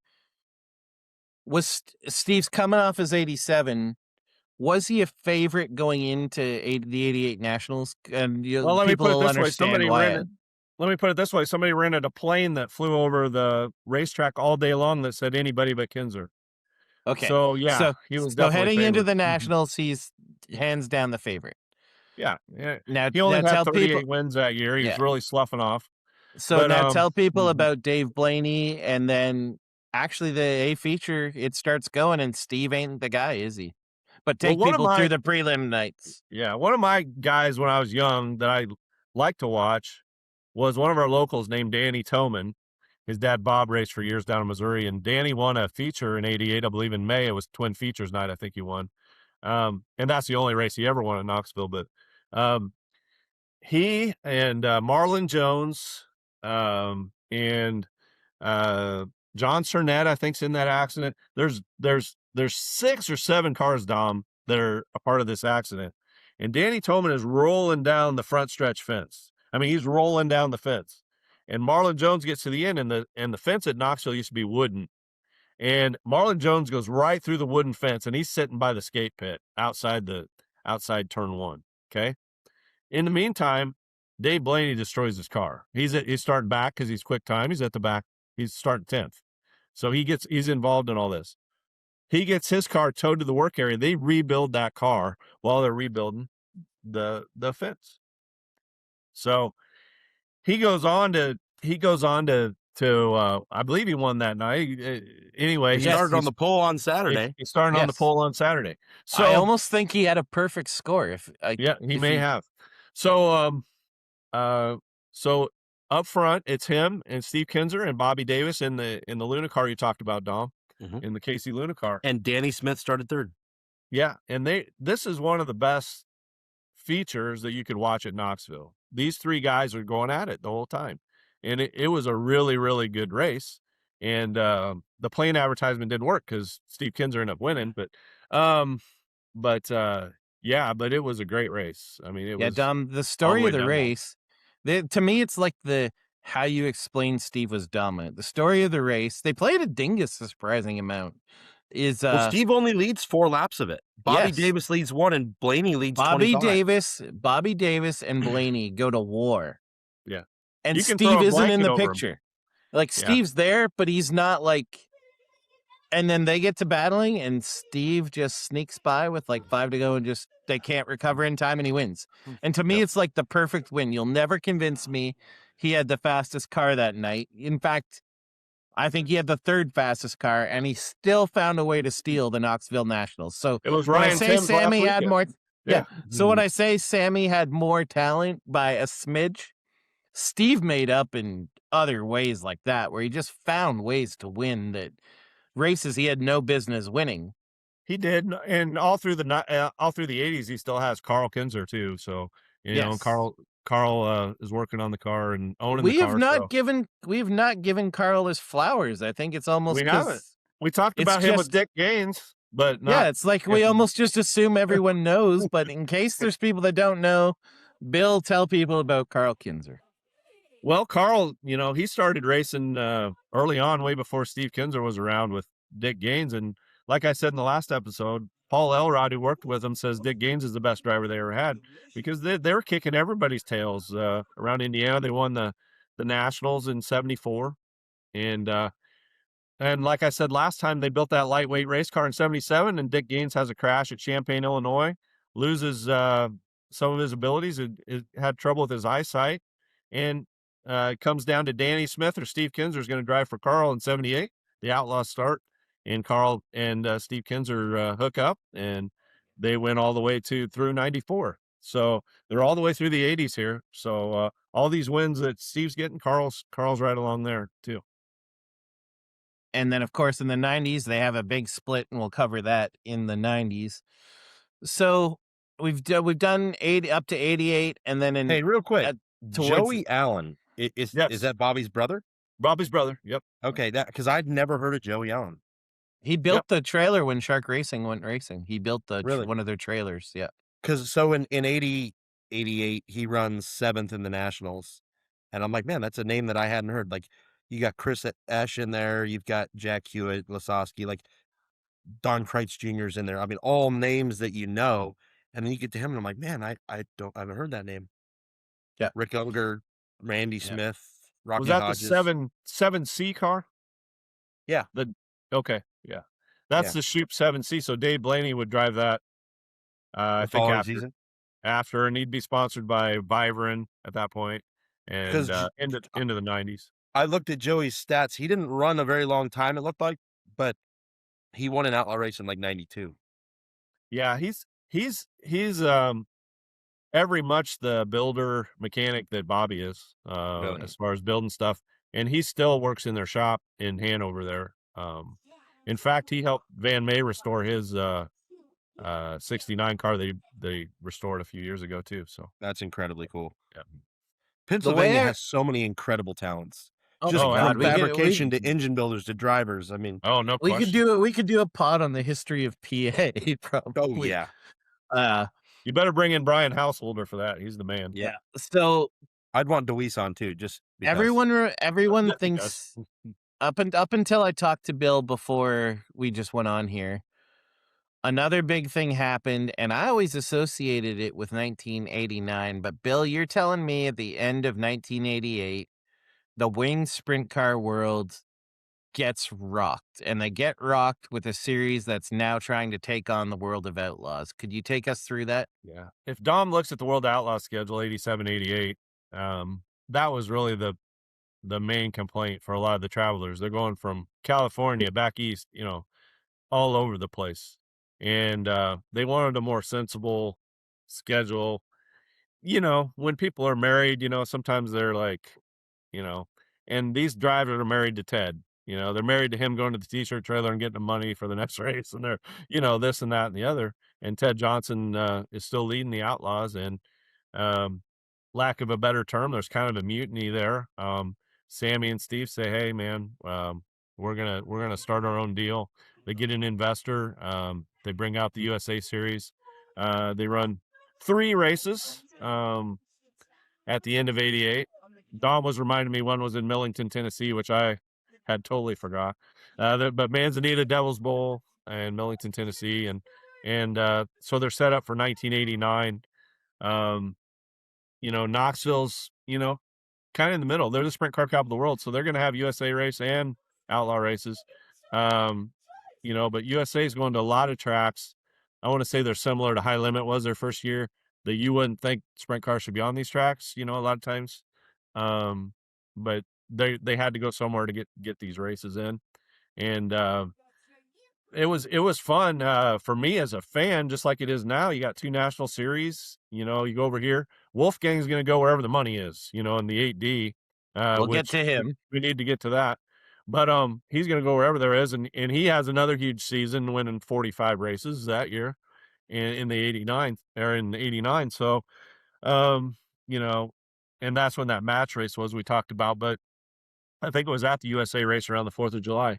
So, they get to the end of the season, and they're having trouble even with the point fund and things like that. And it was just a financial thing where it wasn't solvent at the end. And everybody, kind of went back to the World Outlaws. And I think kind of like the Outlaws have been the last few years, their schedule became more sensible. Their purse went up a little bit, sort of thing. And I think it was a good thing in the long run for those drivers, because I'm sure they still had some complaints about the travel and stuff like that, but I think overall it was probably a good thing for the Outlaws in the end. So it was kind of interesting because if there was a race, if the USA would have a race in Moberly, Missouri, Ted Johnson would look at their schedule and say, "Hey, we're going to have a race over here in Granite City, like 2 hours away, the same night," and he would just like try to be on top of them. You know what I'm saying? Right. And try to do that. What was the level of hatred there? For Ted, it was huge. Anybody that would, have any association with this other series, it was huge. I mean, he was livid, about what was going on, but he wasn't going to tell Doug Wolfgang, "You're not going to come race with us if you raced a USA show last week," But he wasn't happy about it, and he wasn't happy about their existence is probably the best way to put it. What's wild about like the Outlaw schedule in 87 is you go to like Oklahoma City, Eagle, Nebraska, then to Colorado, and then you go back to South Dakota, Minnesota, North Dakota, Wisconsin, Illinois, Iowa, PA, Ohio, back to Colorado, then to California, and then California for a while, back to Peevely, then to Bloomington, then to North Carolina, to New York, all the way back 1 week later to California. Yeah. That was it. Yeah, that was like that's big. If I had one thing I missed, trips, was there? Yeah. 3 of them. Probably. There's 3 different California trips. If I have one thing I felt like I misspoke badly on in the 70s podcast, it was implying the traveling was easier. I was trying to say financially, just in terms of gas and your vehicles. The schedule they did was insane. I remember my first year on the Outlaw Tour was 08, and there was some scheduling in there that was stupid. Like we ran the Gold Cup and then had to be in Spencer, Iowa in 3 days. And to give you an idea, that was 15 hours of driving, 15 hours of driving. And then on race day, 3 more hours of driving. But in 09, the schedule got completely logical. In the 80s, it was retarded. Yeah. Right. Yeah. Yeah, we're going Kansas to Arizona for a 3-day weekend, back to Arkansas, then to Texas. Like, it's wherever you could get a race in. And what's wild is, like, so USA ran 50 shows in 89. The World of Outlaws ran 90, was it 93? 92 shows. Fucking 92 shows. And a lot of those were, if you had time to line up the dates too, a lot of those were like Ted saying the week before, "Hey, we're going to Granite City because the USA is going to have," you know what I'm saying? If you look at those schedules, I bet on the same night there's some of those where they're within a state of each other or not too far from each other. So, look. Now, what I also find interesting is we basically had 3 World of Outlaw mutinies. Oh shit! Yeah, you're right. And New York, they're on top of each other. Yep. So we had 3 basically sprint car mutinies. The first 2. The people that broke off with from the World of Outlaws generally had way bigger names. Is that fair to say, Bill? And it was basically finances that dropped them, or some people would say Brownfield dying the second time. Well, I mean, I wouldn't say. I would say it's kind of similar to what it is now. I mean, you had Steve breaking off, and he brought a car for Tim Kading along. Lasowski was big. He was a world outlaw champion already. We're talking 06. So yeah, as far as those big names, but you still had Donnie Schatz over here. You still had the Mean 15, they called him. Yeah, we'll get into that. One of the best. Well, yeah, we'll talk about that later. In the 90s, I mean, or 2000s, we'll talk about that one. But yeah. But yeah, I just found it interesting. Like, if you were just looking at the rosters and you went, these guys went here and these guys went here, you'd pick the USA in '89. Was it surprising they folded? Points. It's crazy the difference in points between the two series. It takes it a second to load, but. Yeah, and I don't know what their point structure was either. It could have been a lot different than what it is now. I have no idea. Well, for Dom, it's the jump between second and third that he thinks is insane. Yeah. No, it's the quality of guys is what blows me away. Okay. Let me just it's loading. Your top 3 in World of Outlaw points were Bobby Davis Jr., Jeff Swindell, and then Chris Ash with the Outlaws. You already got it up? Yeah. I'm off memory from what you said earlier. Yeah, so points for we'll just do the top. Fuck it, let's do the top 10. For USA, Steve Kinzer, Sammy Swindell, Mark Kinzer, Dave Blaney, Doug Wolfgang 5th. Then you have Bobby Allen, Frankie Kerr, Stevie Smith, Kenny Jacobs, and Terry Gray. World of Outlaws. Give it a sec.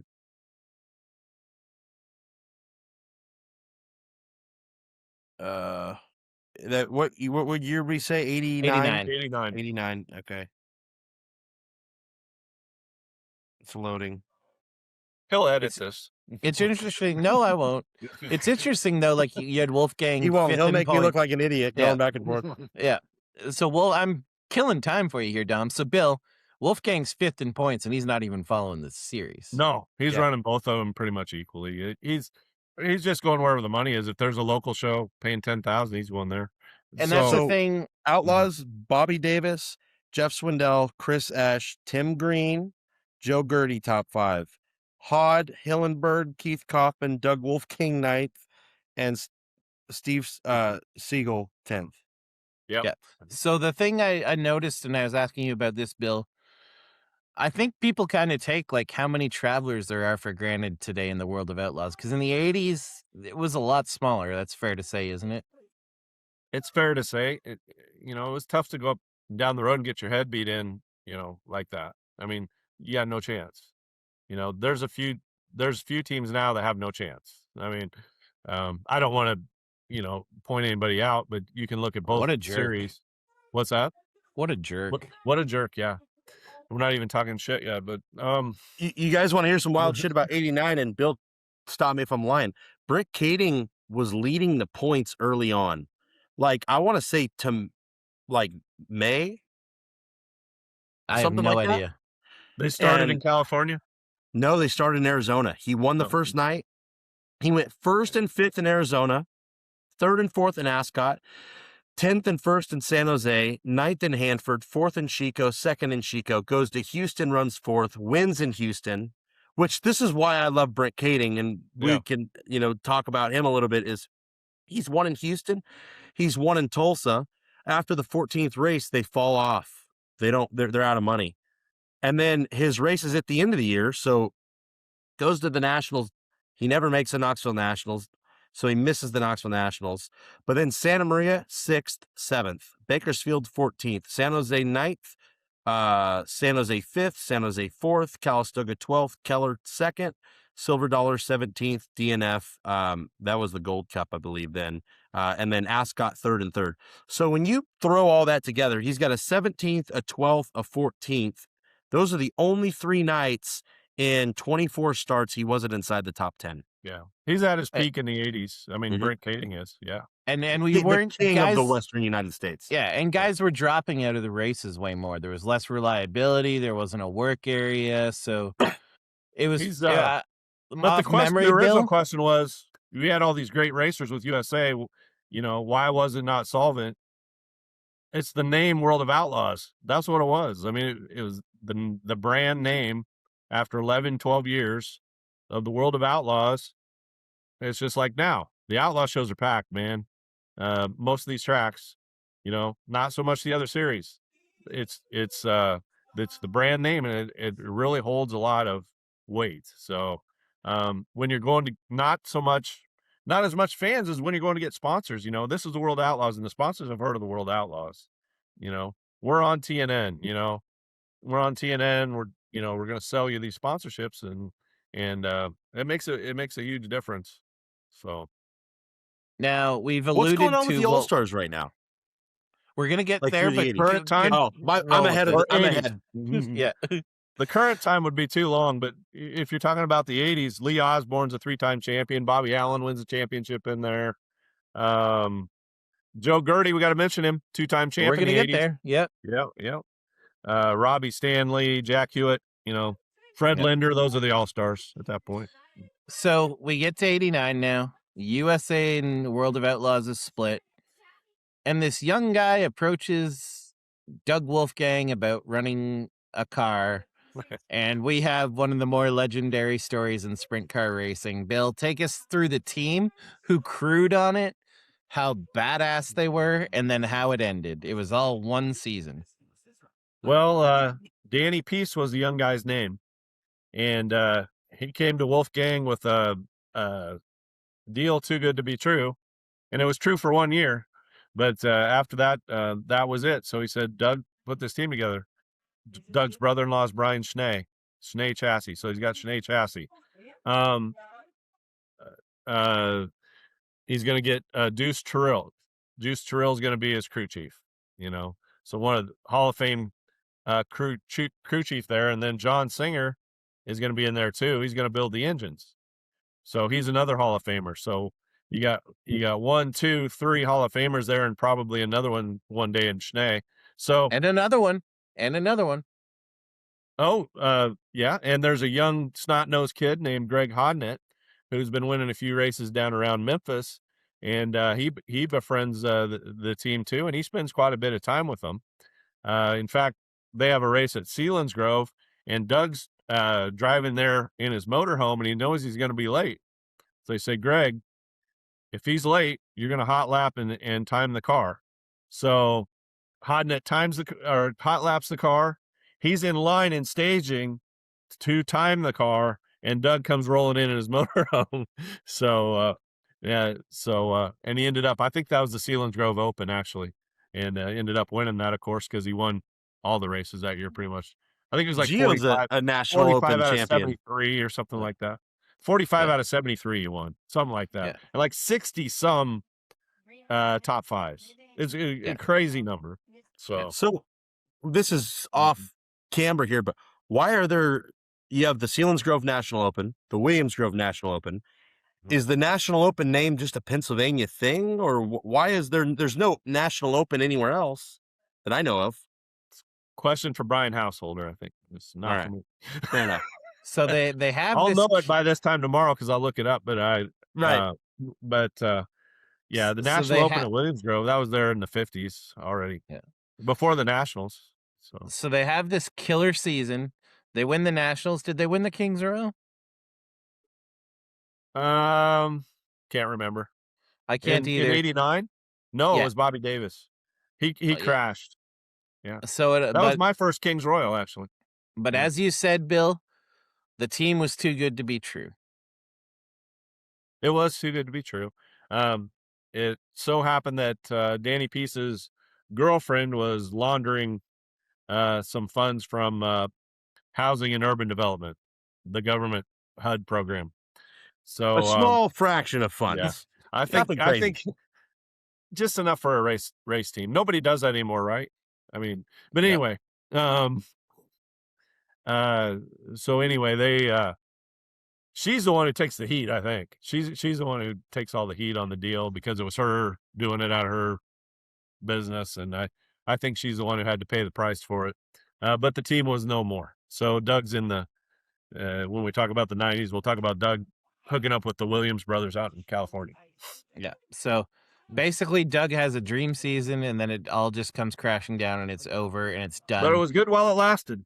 And you said Danny Peace still goes to Knoxville to this day?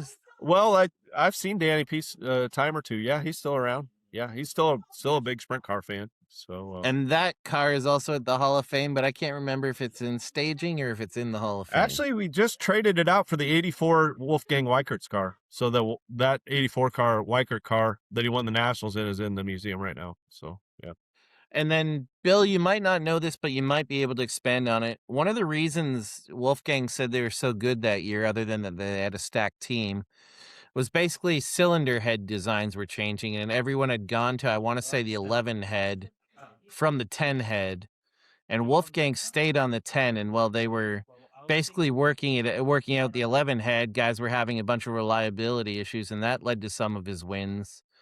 But he actually said, if you actually look back, and Dom, I don't know if you can do, he faded towards the end of the season because the 11 head was getting better and better, and they got left behind, or his numbers would have been even better.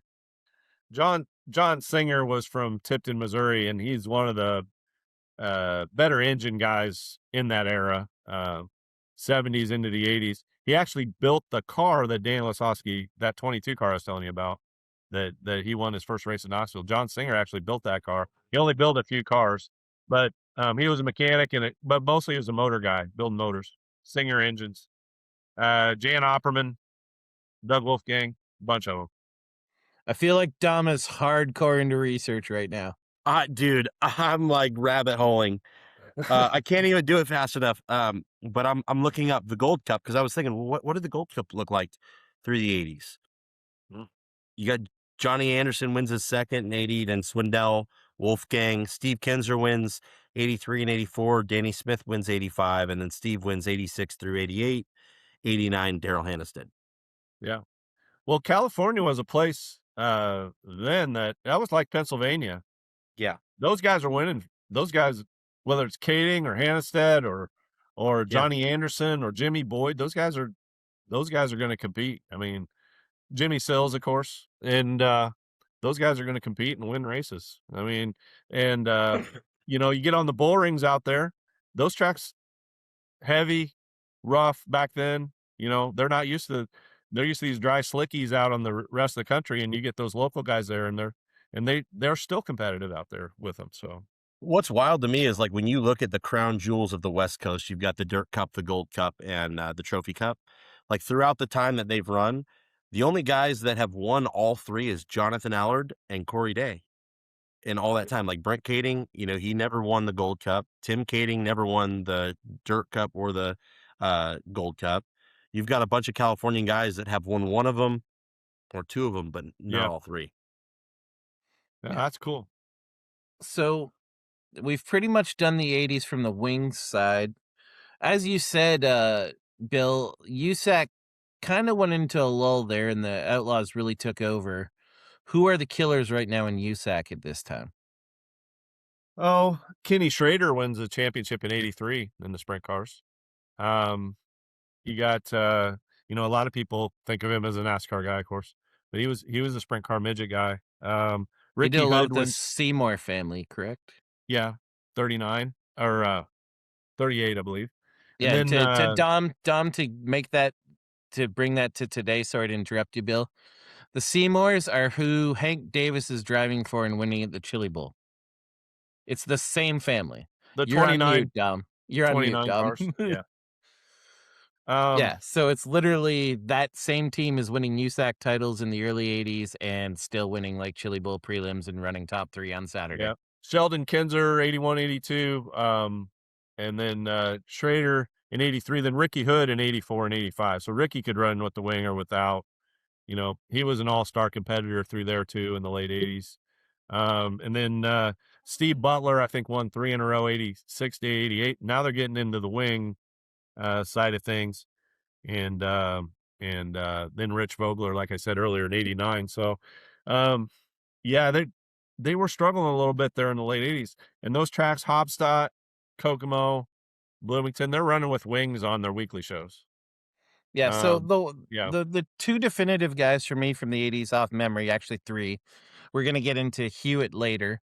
But the definitive ones for me are Vogler and Steve Butler, who you named. And both those guys were pretty controversial. Like, I remember I was talking about how I go to Open Wheel for my history. There's a hilarious article. It's a column about people just being absolutely pissed off at Steve Butler because he's throwing this thing called a slide job. And it is just, he's making other people have to lift when he passes them. And it is viewed as just the most dirty thing ever. Can you kind of talk about Vogler and Butler? Because in a lot of ways, I feel like they were very similar. But I obviously wasn't around at the time. But when people described them to me, they seemed very similar.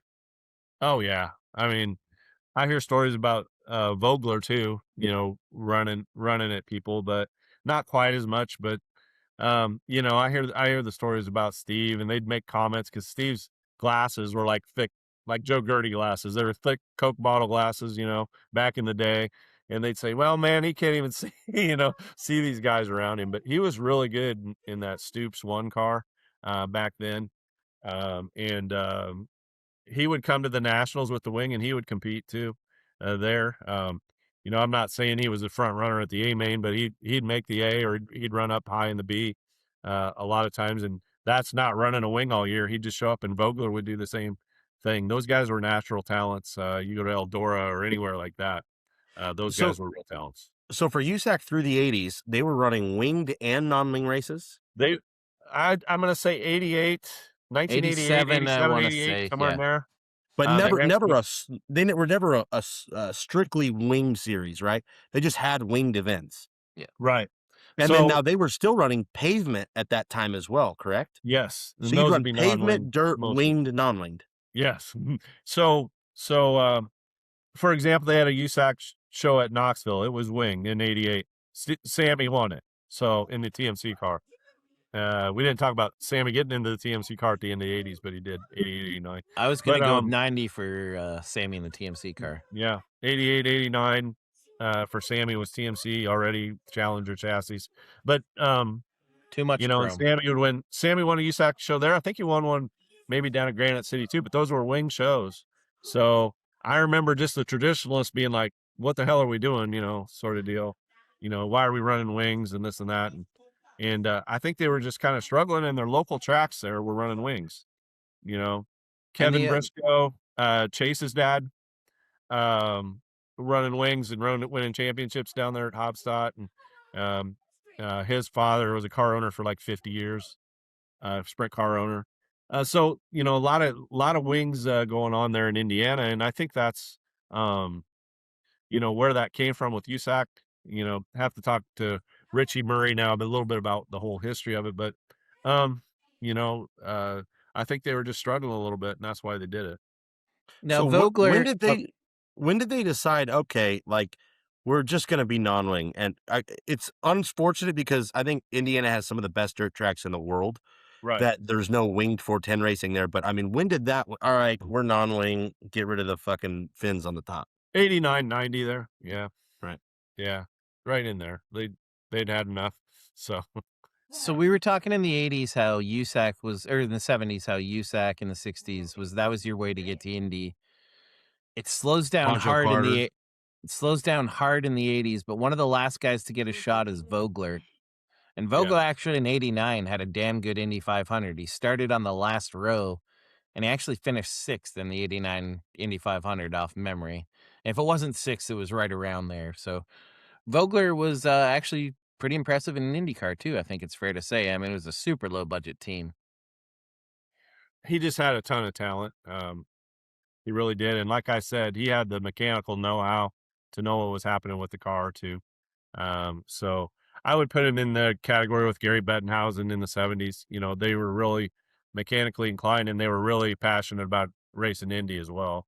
Although the rides that Vogler got were not what Bettenhausen got, earlier on at Indy. So, but, who knows what would have happened though into the 90s if he wouldn't have been killed.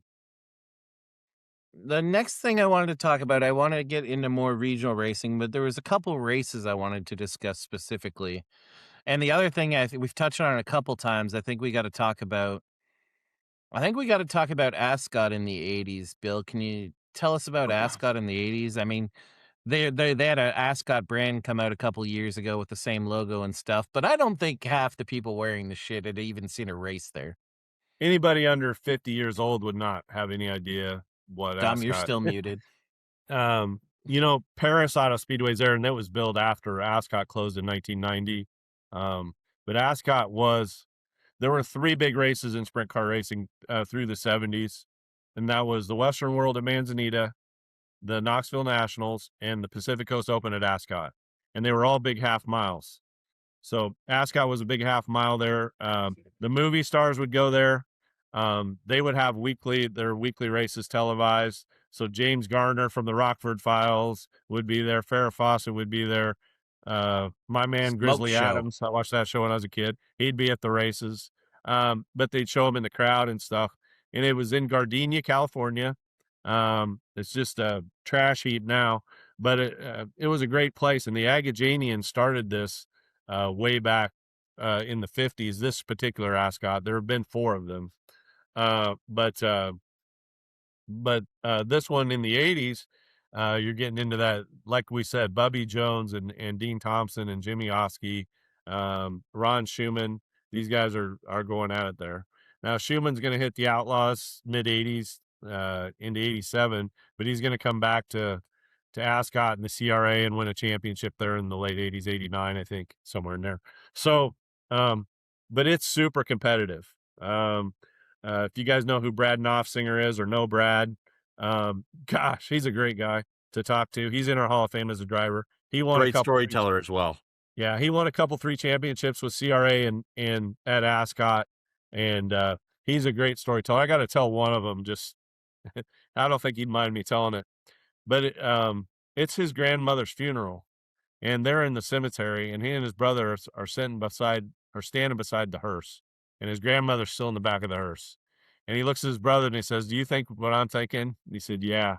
They get in the hearse and they start rolling around the cemetery. They said, "Grandma needs one more ride." They're driving around that sucker. I love that. Yeah, I'm sure he wouldn't mind me telling that. But he's living down in North Carolina helping his grandkids. They're racing at Millbridge now. So, but he's a great guy. But he was at his peak there in the late 80s too at Ascot. So it was just a spectacle every week. They had a quarter mile on the inside. They'd race some races. They'd race motorcycles. They'd race midgets. Evel Knievel had his first jump at Ascot. J.C. Agajanian gave his first shot at jumping over cars and buses, and that's a story unto itself. But so they're doing everything there. It's just a spectacle, and they run the sprint cars and the midgets. And they had the turkey night there. That was where it was. That's where it started, and that's where it was for all those years. So, yeah, and I can't say enough about it. And then it was sold in 1990. They tried, the Agajanian family, they tried to bring it back, just couldn't get it done. And then that's where Paris came from in the 90s. So the other thing I wanted to talk about was neat races in the 80s. I would go through Open Wheel and I'd hear about these. I don't even know if they were one-off shows, but there was like a Fram Dash that paid $65,000 one time. Can you tell us about some of these races that like were one-offs or interesting? That was that in the really, 80s, the Fram Dash? I can't remember. I wanna. You'd be more accurate than me, but I thought I read it in 80s Open Wheel. But I know they had it. The last one I think they had in Royce City, Texas. The Fram Dash. And that was just a big race at the end of the year, and it wasn't a whole feature race, as I recall. It was a dash for $65,000, like a 6-lap dash. Yeah, well, I don't know how many laps it was, but and then I think they had it at Memphis Motorsports Park one year too. But like, can you? Fram was a big sponsor for the Outlaws. Yeah. Can you take us through some like one-off races we might not know about? Like, I think they tried racing indoors, but I wondered if that's the 90s. Real quick. The Fram Dash was an incredibly high-paying special event for the World of Outlaws Sprint Car Series held in the early 90s, most notably 90 and 91 events at North Texas Motor Speedway in Royce City, offered a massive $65,000 to win, one of the largest single-day payouts at the time. Sammy Swindell won them both. These invitation-style dash races were highly anticipated and well attended by both fans and competitors. There you go. money per lap, we can't match that anymore. Yeah. That's So what are there races we forgot about, like one-off races in the 80s that? I talked about those little promotions they did once in a while, especially around the nationals. I mean, there were a lot of races around. I'd say special races, those types of things. And my memory is probably not as good because I wasn't traveling then like I was later on when I was a little freer with gas money. But yeah, off the top of my head, you say that was 91 with the Fram Dash. Yeah. We had that match race like I talked about. I think that was for $5,000 or something like that. The Night of the Wolf deal, I remember that pretty well through the years. Pennsylvania would have like triple 20s. They'd have 3 features at the Grove in one night, and they'd be triple 20s. They just run 3 features. We had twin features in Knoxville. Everybody was inverted in the second feature. Everybody that was on the lead lap was inverted. So you'd see Lasowski coming from like 16th, and winning a lot of nights. So, fun stuff like that. We don't get that kind of, I don't want to say driver's wine, Dom, but we don't get a lot of those where they invert you.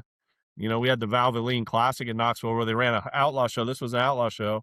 They ran the first one, then they inverted the second feature. They ran a second one, and Steve and Daniel Lasowski coming through the field was incredible. We're getting into the 90s, I think, a little bit, but things like that we just don't do anymore a lot of times. Why did you guys stop running the twin features at Knoxville? Like, that was always my favorite race to watch every year. Yeah, and the Grove kept the triple 20s up for a while.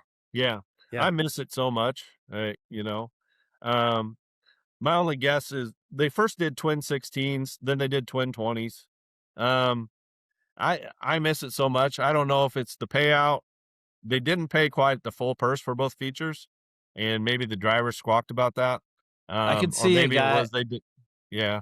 I could see a hitter like wrecking in the first race and then having their points ruined.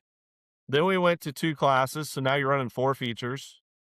And, eventually we went to 3 classes, and you don't want to run 6 features in a night. So the only time we get them now is if there's a rain out and the feature gets rained out and we can run it, another night. So I really miss twin features. I miss the invert.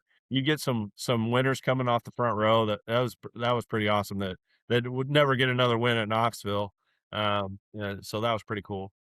We would do that for a little bit for NARC. We copied that, and we were doing twin 20s for the Maury Williams, and it started in Hanford. We did it for about 3 years, and every year you got someone exciting winning the race, either from the front or someone really going from deep in the field to win. And I always just really appreciated them because it gives a guy an opportunity, and it was always exciting to see the fast guys come from the back. And I wish we could get back to more of that. Yep. I'm getting enough static for the new format at Knoxville this year. So no, I'm not really getting a whole lot of static for it. And that's because I haven't talked to you enough.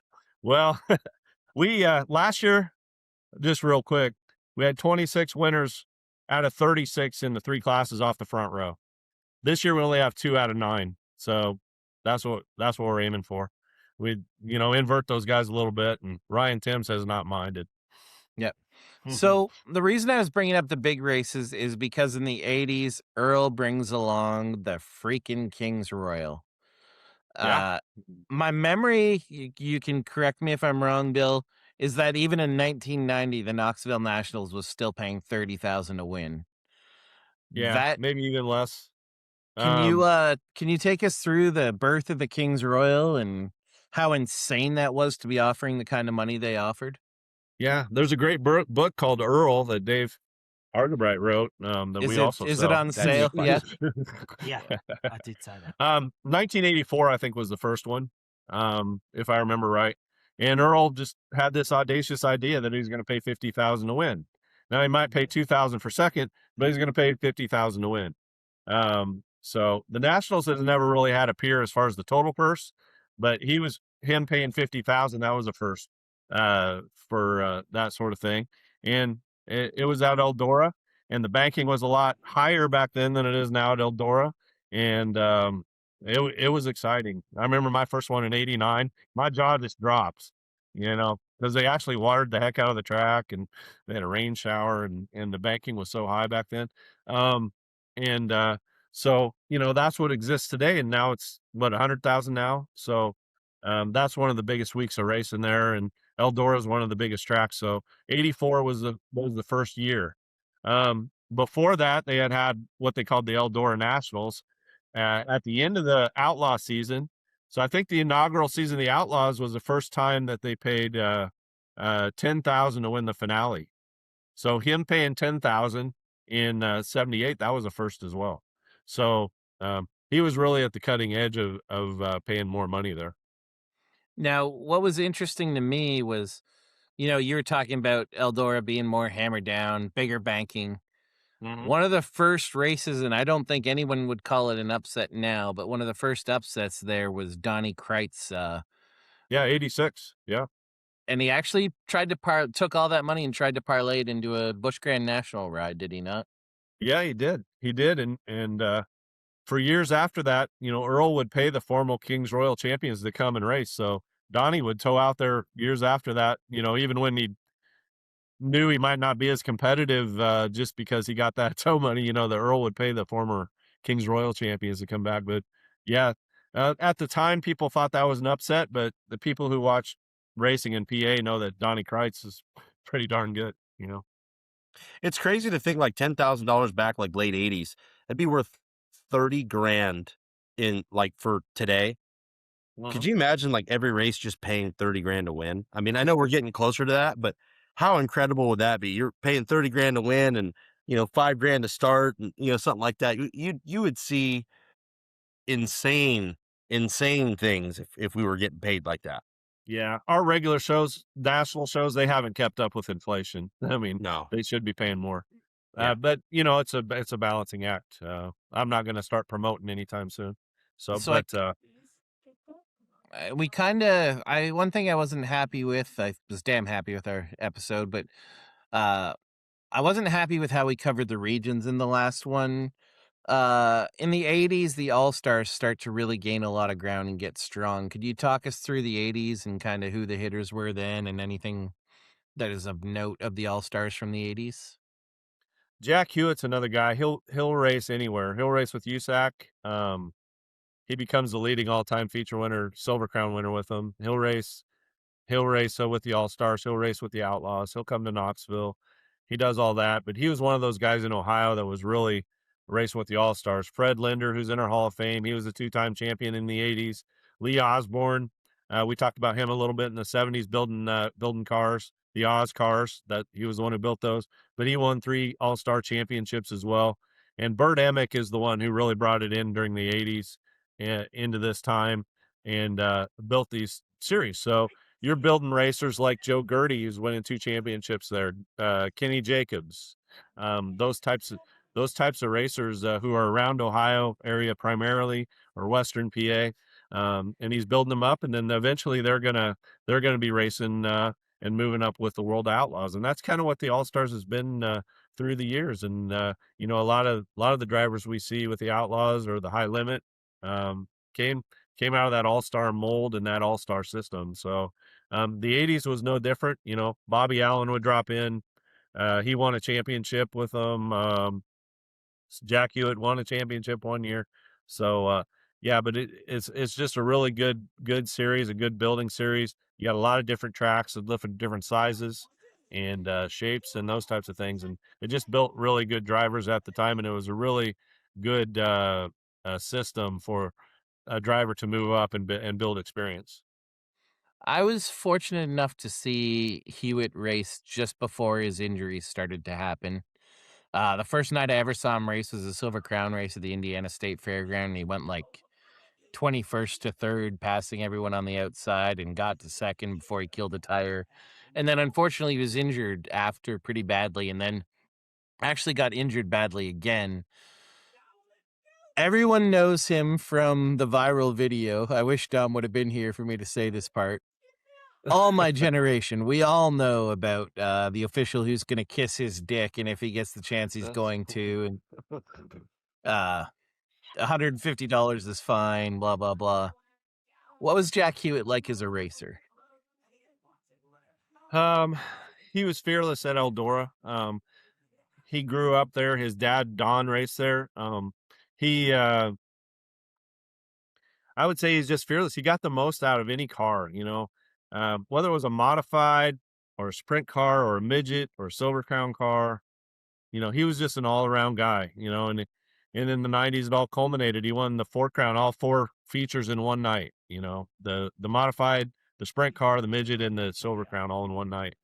So, nobody's ever done that since. Kyle Larson and Logan Seavey, they won the 3 USAC portions of it, but to win all 4 in one night of the 4 Crown, that's pretty good stuff.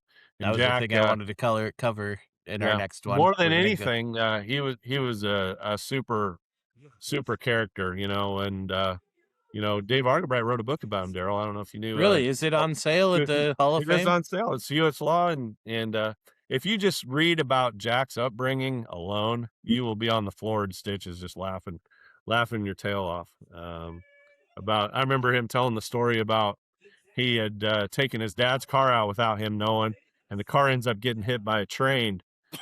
and a guy and a state patrolman comes to the front door to Don's house, and he says, it's about 3 a.m. He says, I have bad news for you, sir. Your son's been hit by a train on the up the road here. And he said, I swear to God, my dad says, well, how's the car? So, yeah, another good book, U.S. Law. So, anyway, but Jack was one of the best. Yeah, and he's still going strong in the 80s. Now, in Iowa, what's happening around this time around Knoxville during the 80s? Randy Smith, he's a 4-time champion at Knoxville. Another guy who should be in the Hall of Fame, I think. Another one of those regional guys we talked about last time out. But Randy was a 4-time champion at Knoxville. Lasowski, McCarl, they're just getting started towards the end of the decade. Lasowski wins the title in the 49 car there. But Randy Smith, through the 80s, Randy Smith, John Stevenson, Danny Lasowski, Shane Carson, those are the types of guys at Knoxville right now. And then what do we got going on in California? Brett Kading. Yeah, the Brett Kading show. Yeah. I was basically trying to get it. I don't feel like we've talked about Kading enough, and that's kind of why I wanted to. Yeah, I can leave that to Dom because they're good buddies. So Brett Kading, basically, for anyone that didn't know, was California. It was his dad and then Brent, and then Brent was and is the pillar of the sprint car community out here.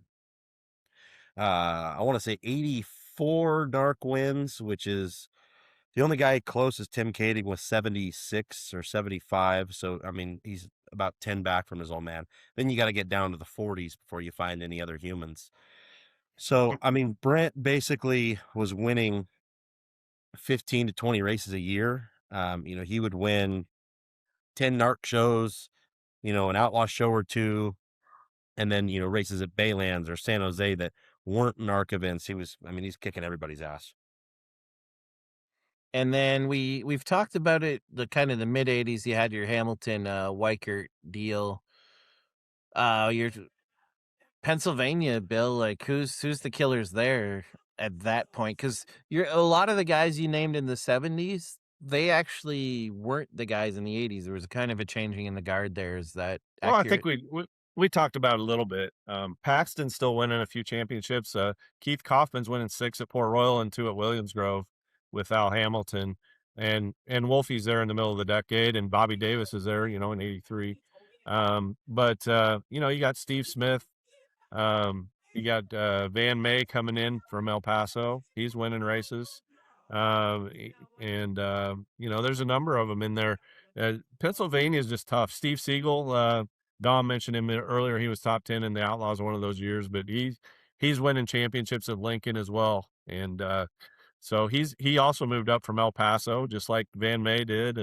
And Bobby Allen moved up from Florida, and so did Steve Smith. And they all moved to Pennsylvania to race more, and they ended up kicking butt, there through the 80s. So that's everything I had off my list. Off the top of your head, Bill, have we missed anything? Probably.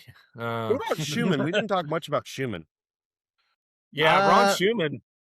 Yeah, Ron Schumann. Very gifted. He was good with the World Outlaws, and we probably should have mentioned him in there with when we talked about Jeff Swindell and things like that. But he kind of, towards the end of the '80s, he goes and he runs a CRA now, and he wins championships with them, and on into the '90s, he's going to rack up some more. His Hall of Fame career is probably really built through there. One guy we didn't mention that we really need to is Leland McSpadden. Through the '80s too. I mean, it was the late '80s, '88, '89 when the CRA tour started going out to Pennsylvania and through the Midwest and going back. And Leland McSpadden and Ron Schumann, they were all a part of that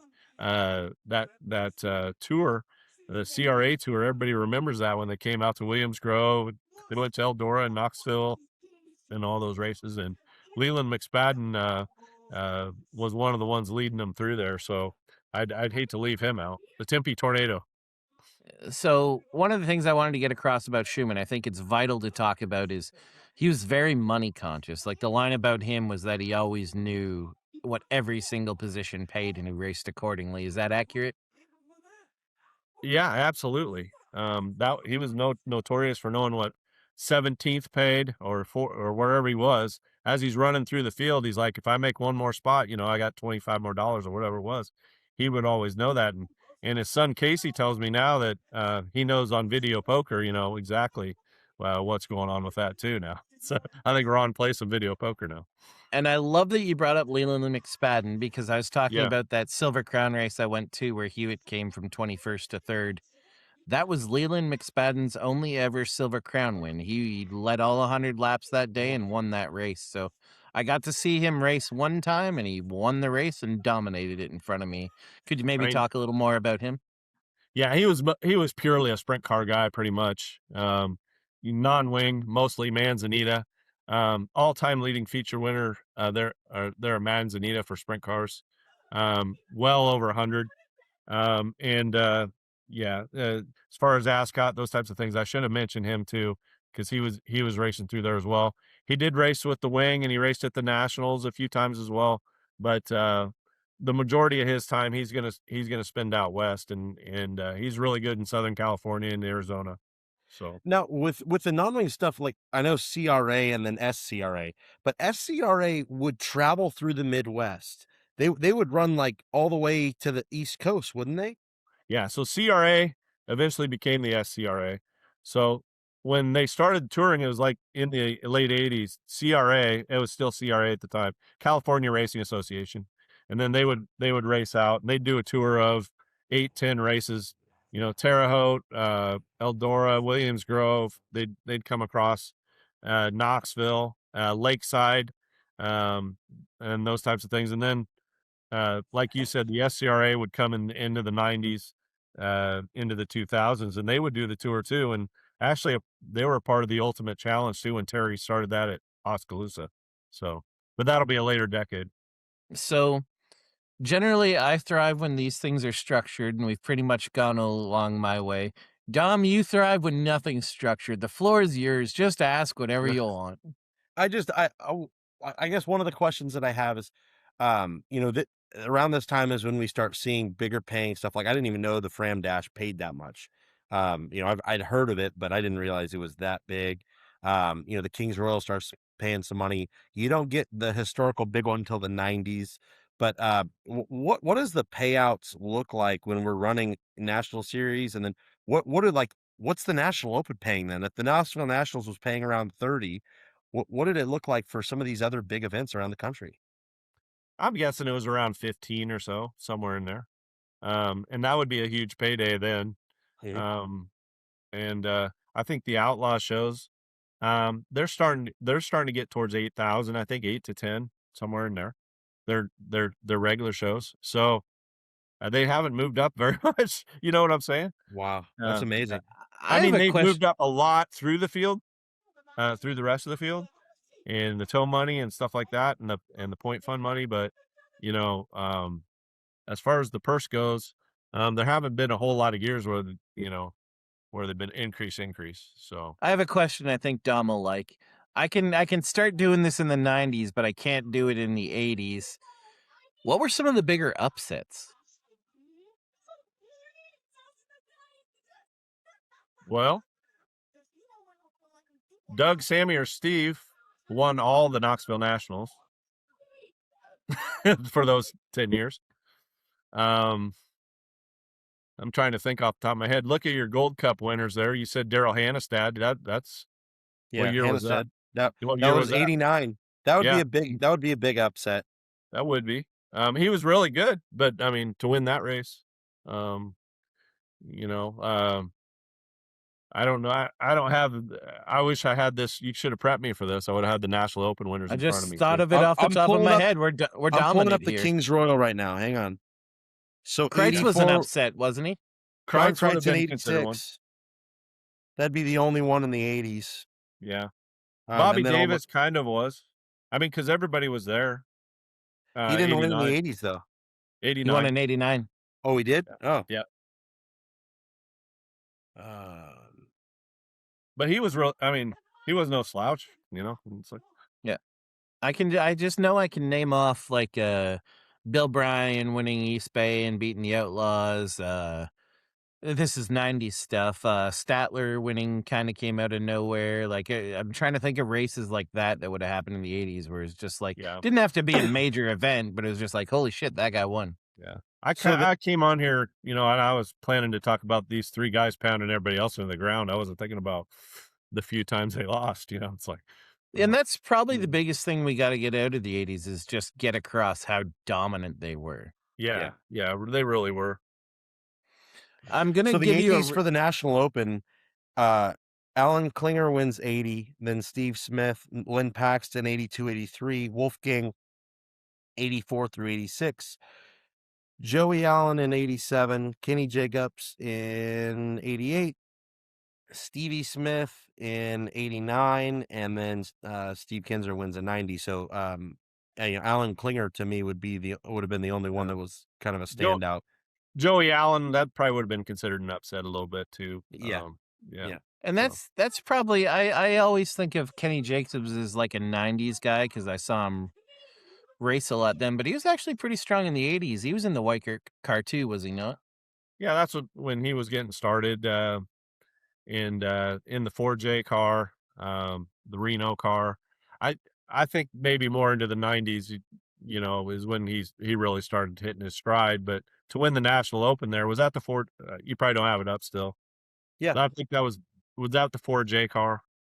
It actually doesn't give me numbers, just names. I think it was, but anyway, it doesn't matter. But yeah, he's towards the end of the 80s is when he's coming in, and he was a little bit younger than Doty too. I think he and Jack were probably in the same class area. Dom, I'm gonna let you freestyle. I don't have any stuff off the top of my head here. I'm just thinking like the 90s is basically that's my start date is the 90s. So I have dove way deeper into the 90s, but when I'm thinking 80s, well, I think it's funny Bobby Allen doesn't have a National Open, but his brother does, but he's got a Knoxville Nationals. What did Wisconsin look like? What did the Dakotas look like in the 80s? Well, Wisconsin's got IRA, So they had IRA then. Yeah. Okay, wow. They're starting in the bigger super modifies, but in the 80s they're getting into the sprint cars. Wow. So, yeah. And then what was that series through Oklahoma and Texas? That's more 90s, but is it 90s? NCRA, right? Yeah. NCRA, yeah, they're going in the 80s too. Jerry Stone, who just went in the Hall of Fame, he's going to be a multi-time champion there. Then he's going to go to Carr ran it heavily. Yep. Then he's going to go to Central PA. He's going to win races at Williams Grove and Sealands Grove and come back to Tulsa. And I think he was a 5-time NCRA sprint car champion. So, but yeah, it's going strong. And they started out in what they call 100-inch cars, which is more like a big super. The big supers with you had Emmett Hahn. He was winning all over the place. Harold Leaf, those guys. But we're going back in the 60s now. 70s. But yeah, they're getting into sprint cars now in the 80s with the NCRA too. Yeah. I'm just letting you go here, Dom. Just ask whatever you want. No, I honestly that was kind of all I had. I was just looking at the NCRA now and just seeing what did that look like. Here's one thing I had. Explain to people how big the Knoxville Nationals fields were in the 80s compared to today. They hit their peak, I think, in the early 90s. Like TNN was a big deal. I mean, I think they hit their peak they were well over 150 cars. Yeah. So like it was astronomical compared to what it is Yeah, now. one year we had an H main. Cappy decided to have everybody race on Saturday. Usually they cut it at the E, but we had an H one year. Just because he wanted the guys to be racing more. That was before we had the Knox Friday deal, the hard Knox deal. And he wanted everybody to be able to race in a feature on Saturday. So we started with the H, and I don't know what time I got out of there, but it was kind of late. But I just was thinking about NCRA. Tulsa Speedway was huge. Yes. There were 8,000 people there every Saturday night. And like I said, they had a lot of great racers. You think of Shane Carson, Jerry Stone. You think all the drivers that have come out of Oklahoma, that's all where they started was Tulsa. Ray Crawford, Donnie Crawford, all those guys. Andy Hillenberg, that's where he was racing to start out with before he went out with the Outlaws.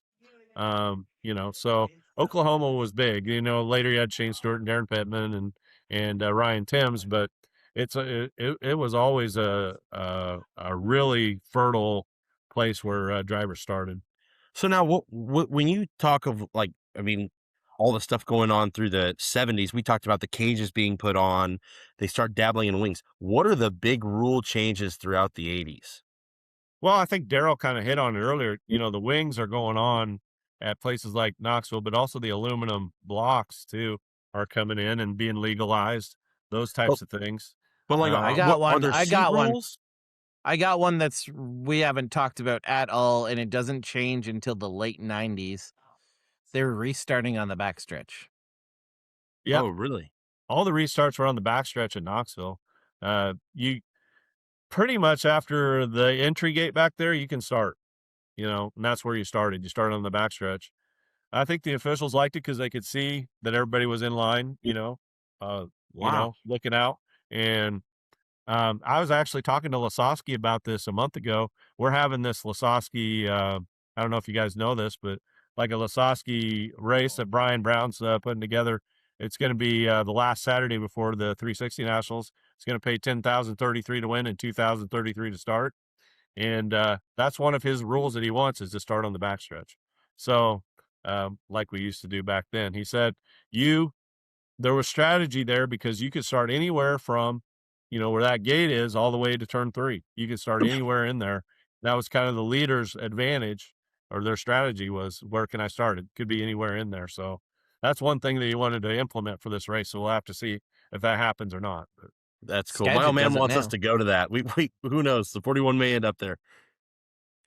So for tires in the 80s, I know there was a lot of options, but what did we see at that point in time? We had Firestones, McCreary's, Goodyear's, Hoosiers. What did it look like? Yeah, all of those. Drivers really had a choice then. When we talked in the 70s, we were talking about when they started to use drag tires and siping their own. Well, Firestone got onto that and they started making these Firestone diamonds like we talked about. And then the other manufacturers came around. Sammy was really in with Goodyear on figuring out what their tread path should look like as far as their tires went for sprint cars, and Hoosier kind of followed suit, and so did American Racer. So, there were a lot of McCreary, I guess, back then, but there were a lot of tires and a lot of choices, and that is one thing that we have right now is the monopoly, and that's really driving the prices up. And when you had choices, you had drivers who actually had tire deals, and they got their tires and that sort of thing. So That's exactly what I was going to ask. I'm like, is this the age of the tire deal where guys are, they're testing, they're swapping tires. Hey, it's rubber. We're going to go to this. It's real wet. We're going to run this. Like, is that when we started seeing those things? Yeah, absolutely. And, that's, anytime there's competition, you're going to have that, whether it's chassis or whether it's wings or whether it's tires or whatever it is, you're really going to, you're going to be able to get deals, especially if you're a Steve Kinzer. He had a deal with Hoosier for a while and, or Goodyear for a while or whoever it was, and, you get your tires. That's a big part of your expense going down the road. One argument Sam and I used to have with Ferkel all the time was he used to tell us that there are more good drivers now, but there were more great drivers when he raced. What are your thoughts on that? Oh, I don't know about that. I mean, I think still now you have to have the talent. You can have all the money in the world, but you have to prove it on the racetrack. I mean, and that's always been the case. In Rick's time, you had to prove it on the racetrack or you couldn't get down to the road to the next race. He was having butterscotch candy for lunch or whatever he was doing when he wasn't winning. So ketchup sandwiches. Yeah, whatever it was. That was probably a good day. That was probably a mid-pack run. But I remember Lasowski talking about the 80s a little bit, and he was saying there was a lot of really good drivers, but if you could have a decent car, you could make a big swing. I was going to say, and really make a name for yourself. I was going to say that's the biggest difference. It's not so much the drivers as it is the cars. In Rick's time, you would have a dominant cars, and you would have Terry McCarl in 1986. His first win was in a 7-year-old chassis. Okay, that his dad built, and he won 3 weeks in a row. So. Right. This day and age, everybody's so equal. That's why, we're not talking about the decade, but that's why I respect Donnie Schatz so much and all the wins that he racked up, because during his time, the cars were pretty even, sort of deal. But on the other side of it, they had inverts, man. They had to race through inverts of 8 in their heat races and stuff like that. And that was for regular outlaw shows. So, they had to earn their way to the front, but there was a big difference in equipment a lot of times. And you get to Knoxville, you gotta have the motors. Even back then, you had to have the motors. As much as the track dries off and dry slicks off, you still need that motor. So. When you started seeing obviously more engine builders, now we have aluminum blocks in the 80s. Who were the engine guys then? What was the standout? Joe Gertie. Earl Gertie. Oh, I'm sorry. Joe's dad. Earl Gertie. I mean, he was really for a while. He was the guy you had to have. When he went with Sammy and he won his championships, and Steve ran Gertie's. Actually, Steve, they would home build a lot of their motors stuff in the Kinzer shop. But Earl, he won a lot of championships with Steve too. But Gertie was big back then. Kreiner was big in Pennsylvania. Over the years, I'm trying to think when Don Ott came in. He came in around that time as well. You're talking about Singer. Was he pretty prevalent then? John Singer. Yep.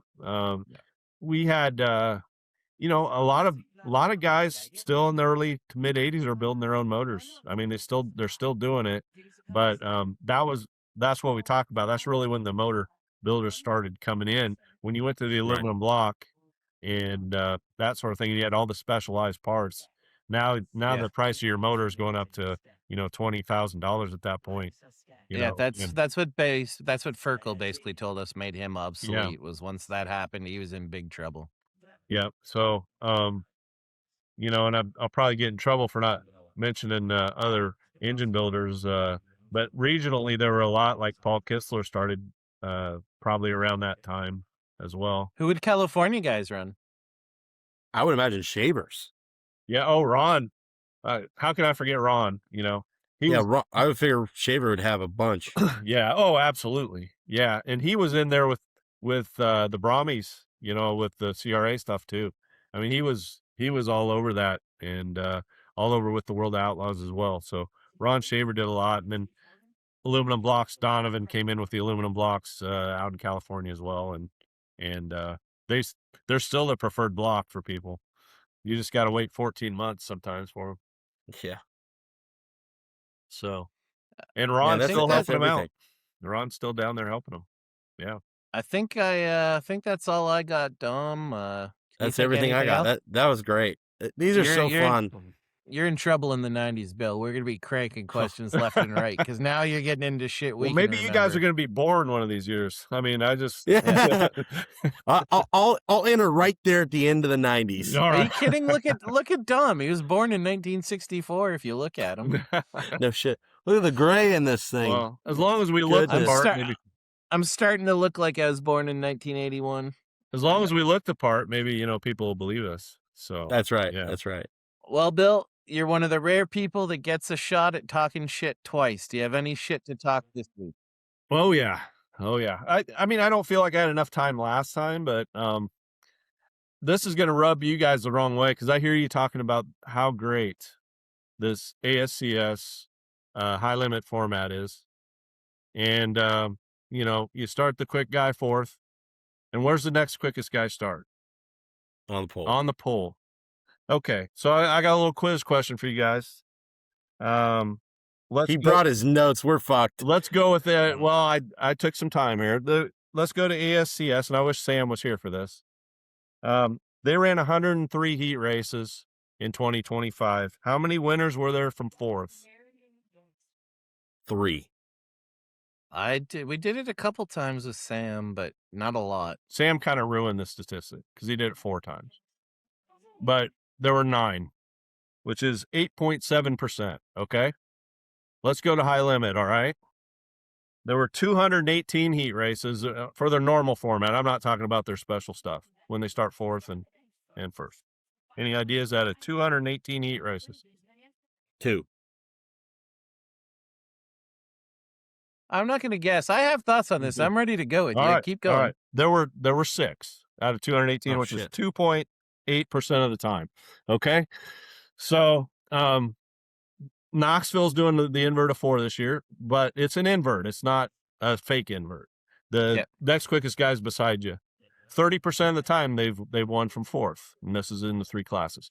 So I'm saying, why not even that up a little bit? It's really special for that fourth guy to win that heat race. It's a big thing for them to guarantee the pole, right? And I think Aaron did it last night or the other night. And he did it recently. Yeah. So that's a really big deal, but it's just harder to do if you start a high limit guy, the top 4, qualifiers in that heat, you start the next quickest guy on the pole. I just never got that. They do it with PA Speed Week too, and I never got that. All right, Daryl. So hold on, because I'm playing the mediator on this one. All right. I'm not as extreme as you think. Go, Dom. In agreement with you, Bill. If we look at the history of the World of Outlaws, the big fall off of local guys snagging wins was when they went to front row starts in the heat races. That's so true. I do agree with you there. Where I struggle with it as just a purist of the sport, guys like Carson Macedo and David Gravel deserve that front row because they are the better qualifiers and they start up front and they win more races. But I do think it takes so much away from the show by having those guys have to start fourth. It's just, I guess my worry would be if you invert 16, what would that look like? Obviously, it's 30% in Knoxville, but for a high limit show or an outlaw show, boy, they may never make it through. Yeah, and they have trouble at the Nationals. They have trouble at the Nationals because they are not used to passing in the heat races. Tim's zips up through there. Brian Brown, JJ Hickle, we know what happened there. He was ready to do it. Austin McCarl zips up through there because every week they're having to pass cars in the heat race. You look at the Outlaws, they have trouble. Gravel, he's had trouble the last few years getting through there. I just think that if they were used to doing it, they could do it. In the old days, they did it. Yeah. We talked about it. And the other thing is, this is going to be you can cruise in that dash. You can cruise in that dash with ASCS. If you start fourth, you cruise and you make the dash, right? Or the heat race. If you can cruise in the heat race, you can finish fourth, start fourth, finish fourth. Okay. Yeah, you're in the dash. Yeah, you're in the dash. So, the Is Heat's it part of my the turn, show. Bill? The Heat's part of the show. The Heat's part Is of it the show. my turn, Bill? Yeah. Well, and paralleling this, I think there's more in the last 10 years great qualifiers and less great racers. That's true. Okay. That's true. Here's, first of all, my take isn't going to be what you think it is completely. All right. I am all for inverts at regional shows. I don't have an issue with inverts at regional shows. I think once you're at the highest level, we're done fucking around. We don't need fucking handicaps. Let's find out who the fucking best is. Outlaws is my favorite format. Straight up, who's the fuck? I don't even want them to do the redraw. I just They want have to to know. race for the dash. They have to finish in the top two. I realize the The Outlaws. next You have to finish in the top two to make the dash. I get that. My I don't next think you should thing be is- cruising around with ASCS in fourth making the dash.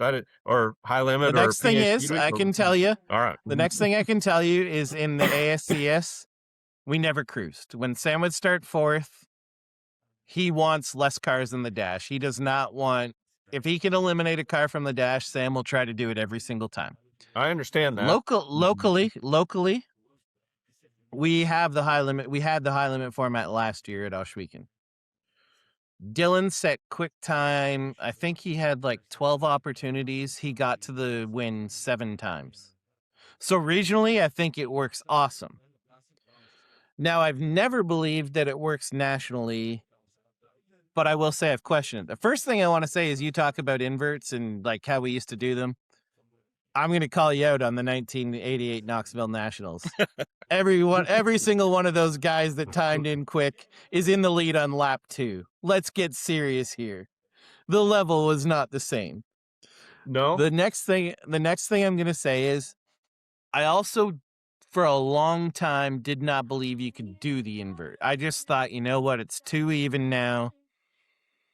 I don't think guys are going to get there. Eldora at that show your brother almost won, Dom. I think they did a 6 to 8 car invert. Guys were getting through.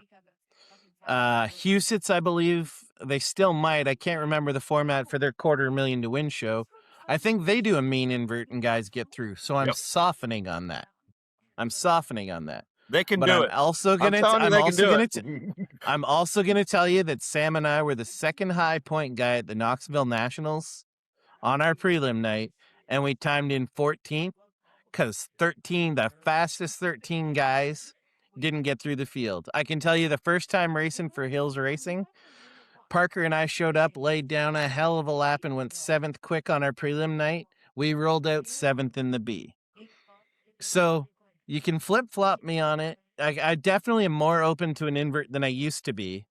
But I am telling you, and I've predicted this on our show in the past, we're going to get a Knoxville Nationals where for some reason, on both nights, the people don't get through, and that's going to be fucked up. Now, there's an argument to that.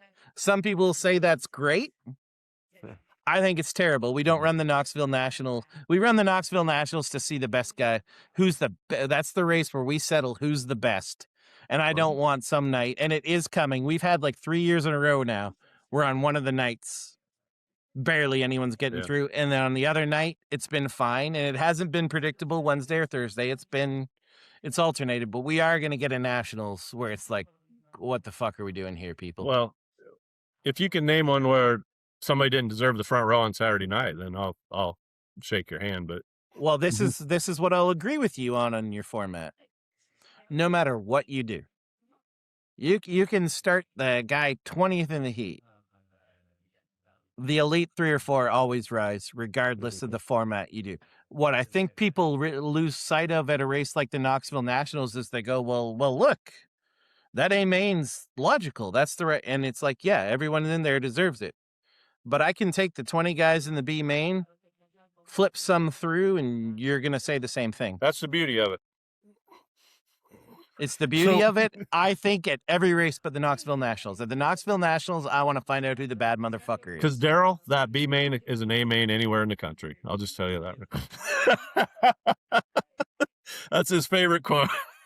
That's the best one. So it's funny that, like, because what this brings up for me is like the Pennsylvania handicap system for local races.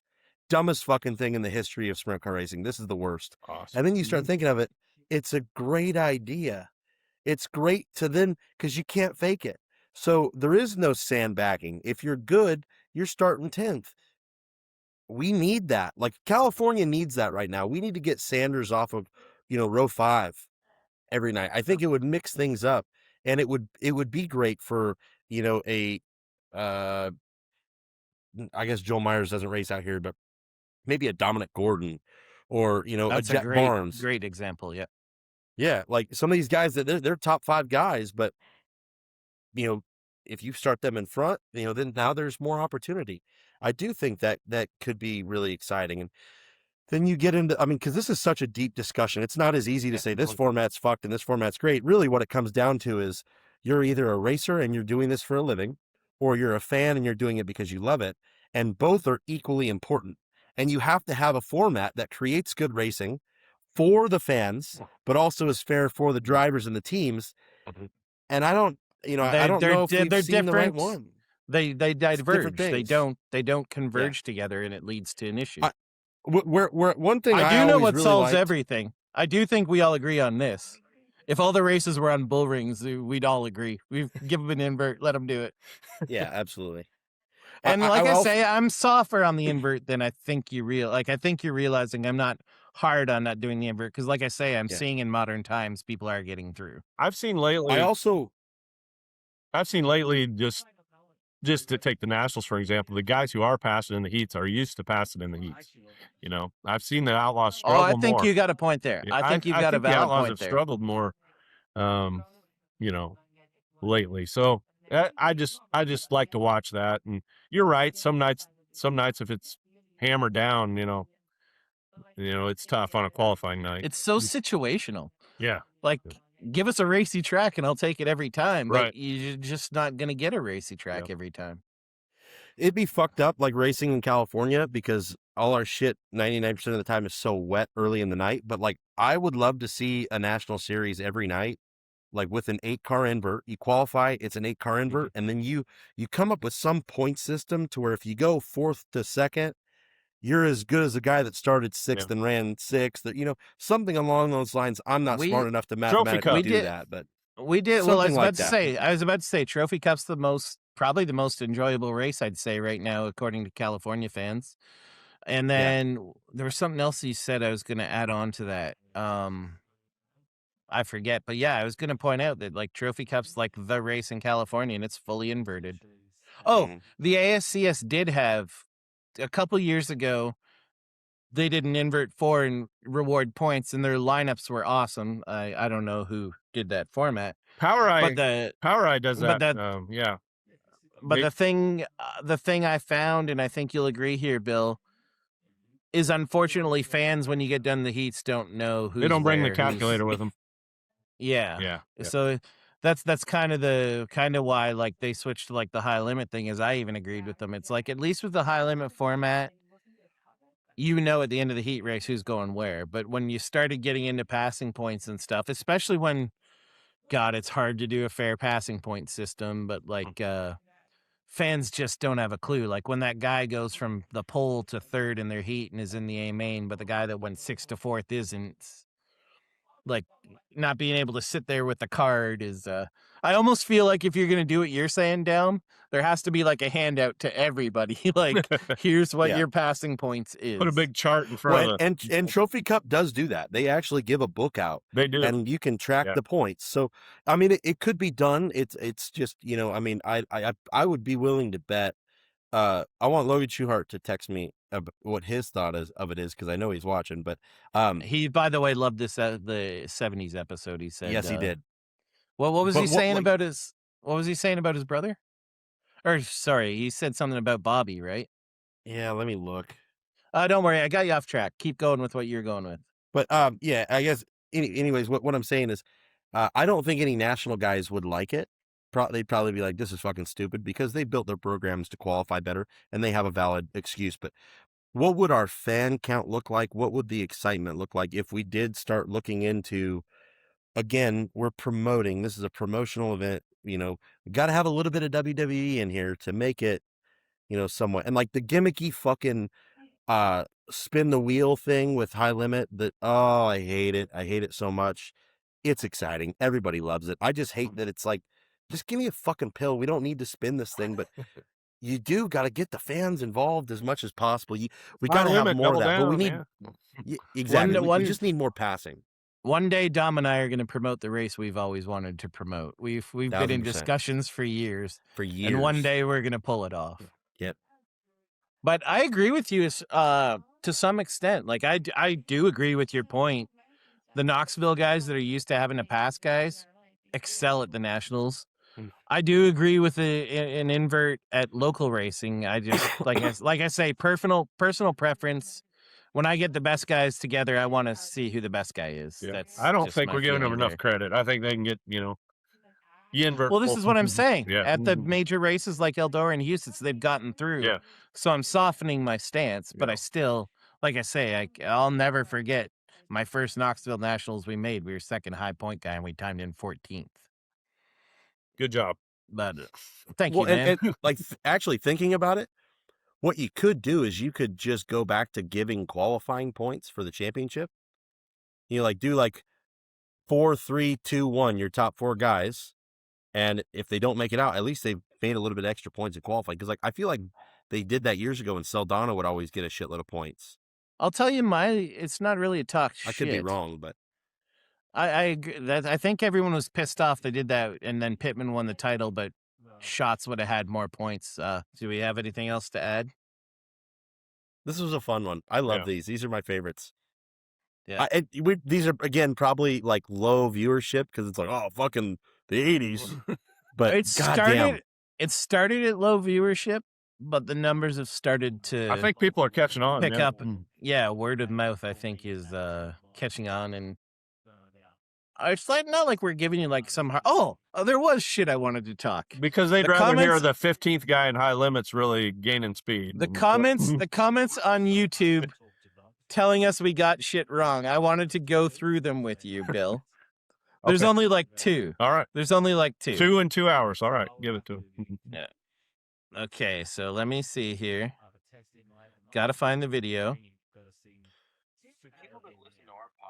Okay, the things we got commented on. You missed a family from Albuquerque, New Mexico named Unser. Hey, Dom, Bobby Unser owned Pikes Peak when it was dirt, and he ran a cageless sprint car up the hills a lot of years. Bill, that was badass. I've seen Bill, my memory is Al Unser Jr. I don't even think was that relevant in sprint cars, although he did run them. That would Al Unser Sr. That would have been tonight. Al Unser Jr. would have been tonight because it was 1980 that he ran. Robbie Unser came in last couple years, but Al Unser Sr. I didn't really view as a sprint car not guy, a big sprint but car Bobby guy. He ran Unser the champ 100%. Ran the champ. Bobby Unser won 100%. None of them a Hall of Famer. But this is a true story. Like the second week I was working at the Hall of Fame 9 years ago, I got a call and the guy says, "This is Bill. This is Al Unser," and I about hung up. And I said, "Well, yeah, whatever, But he wanted me to bring him a car, one of his champ car, back to Albuquerque. So I did that, and I got to go down and meet him and Susan. But as far as the history of sprint cars, Al Unser ran in 1980. He ran at that 80 Nationals we were talking about. Al Unser Jr., I should say. And then Robbie Unser. But Bobby Unser was mostly 60s, and he's a Hall of Famer sprint car wise. But none of the rest of them are. So they got the wrong decade. What else did we screw up?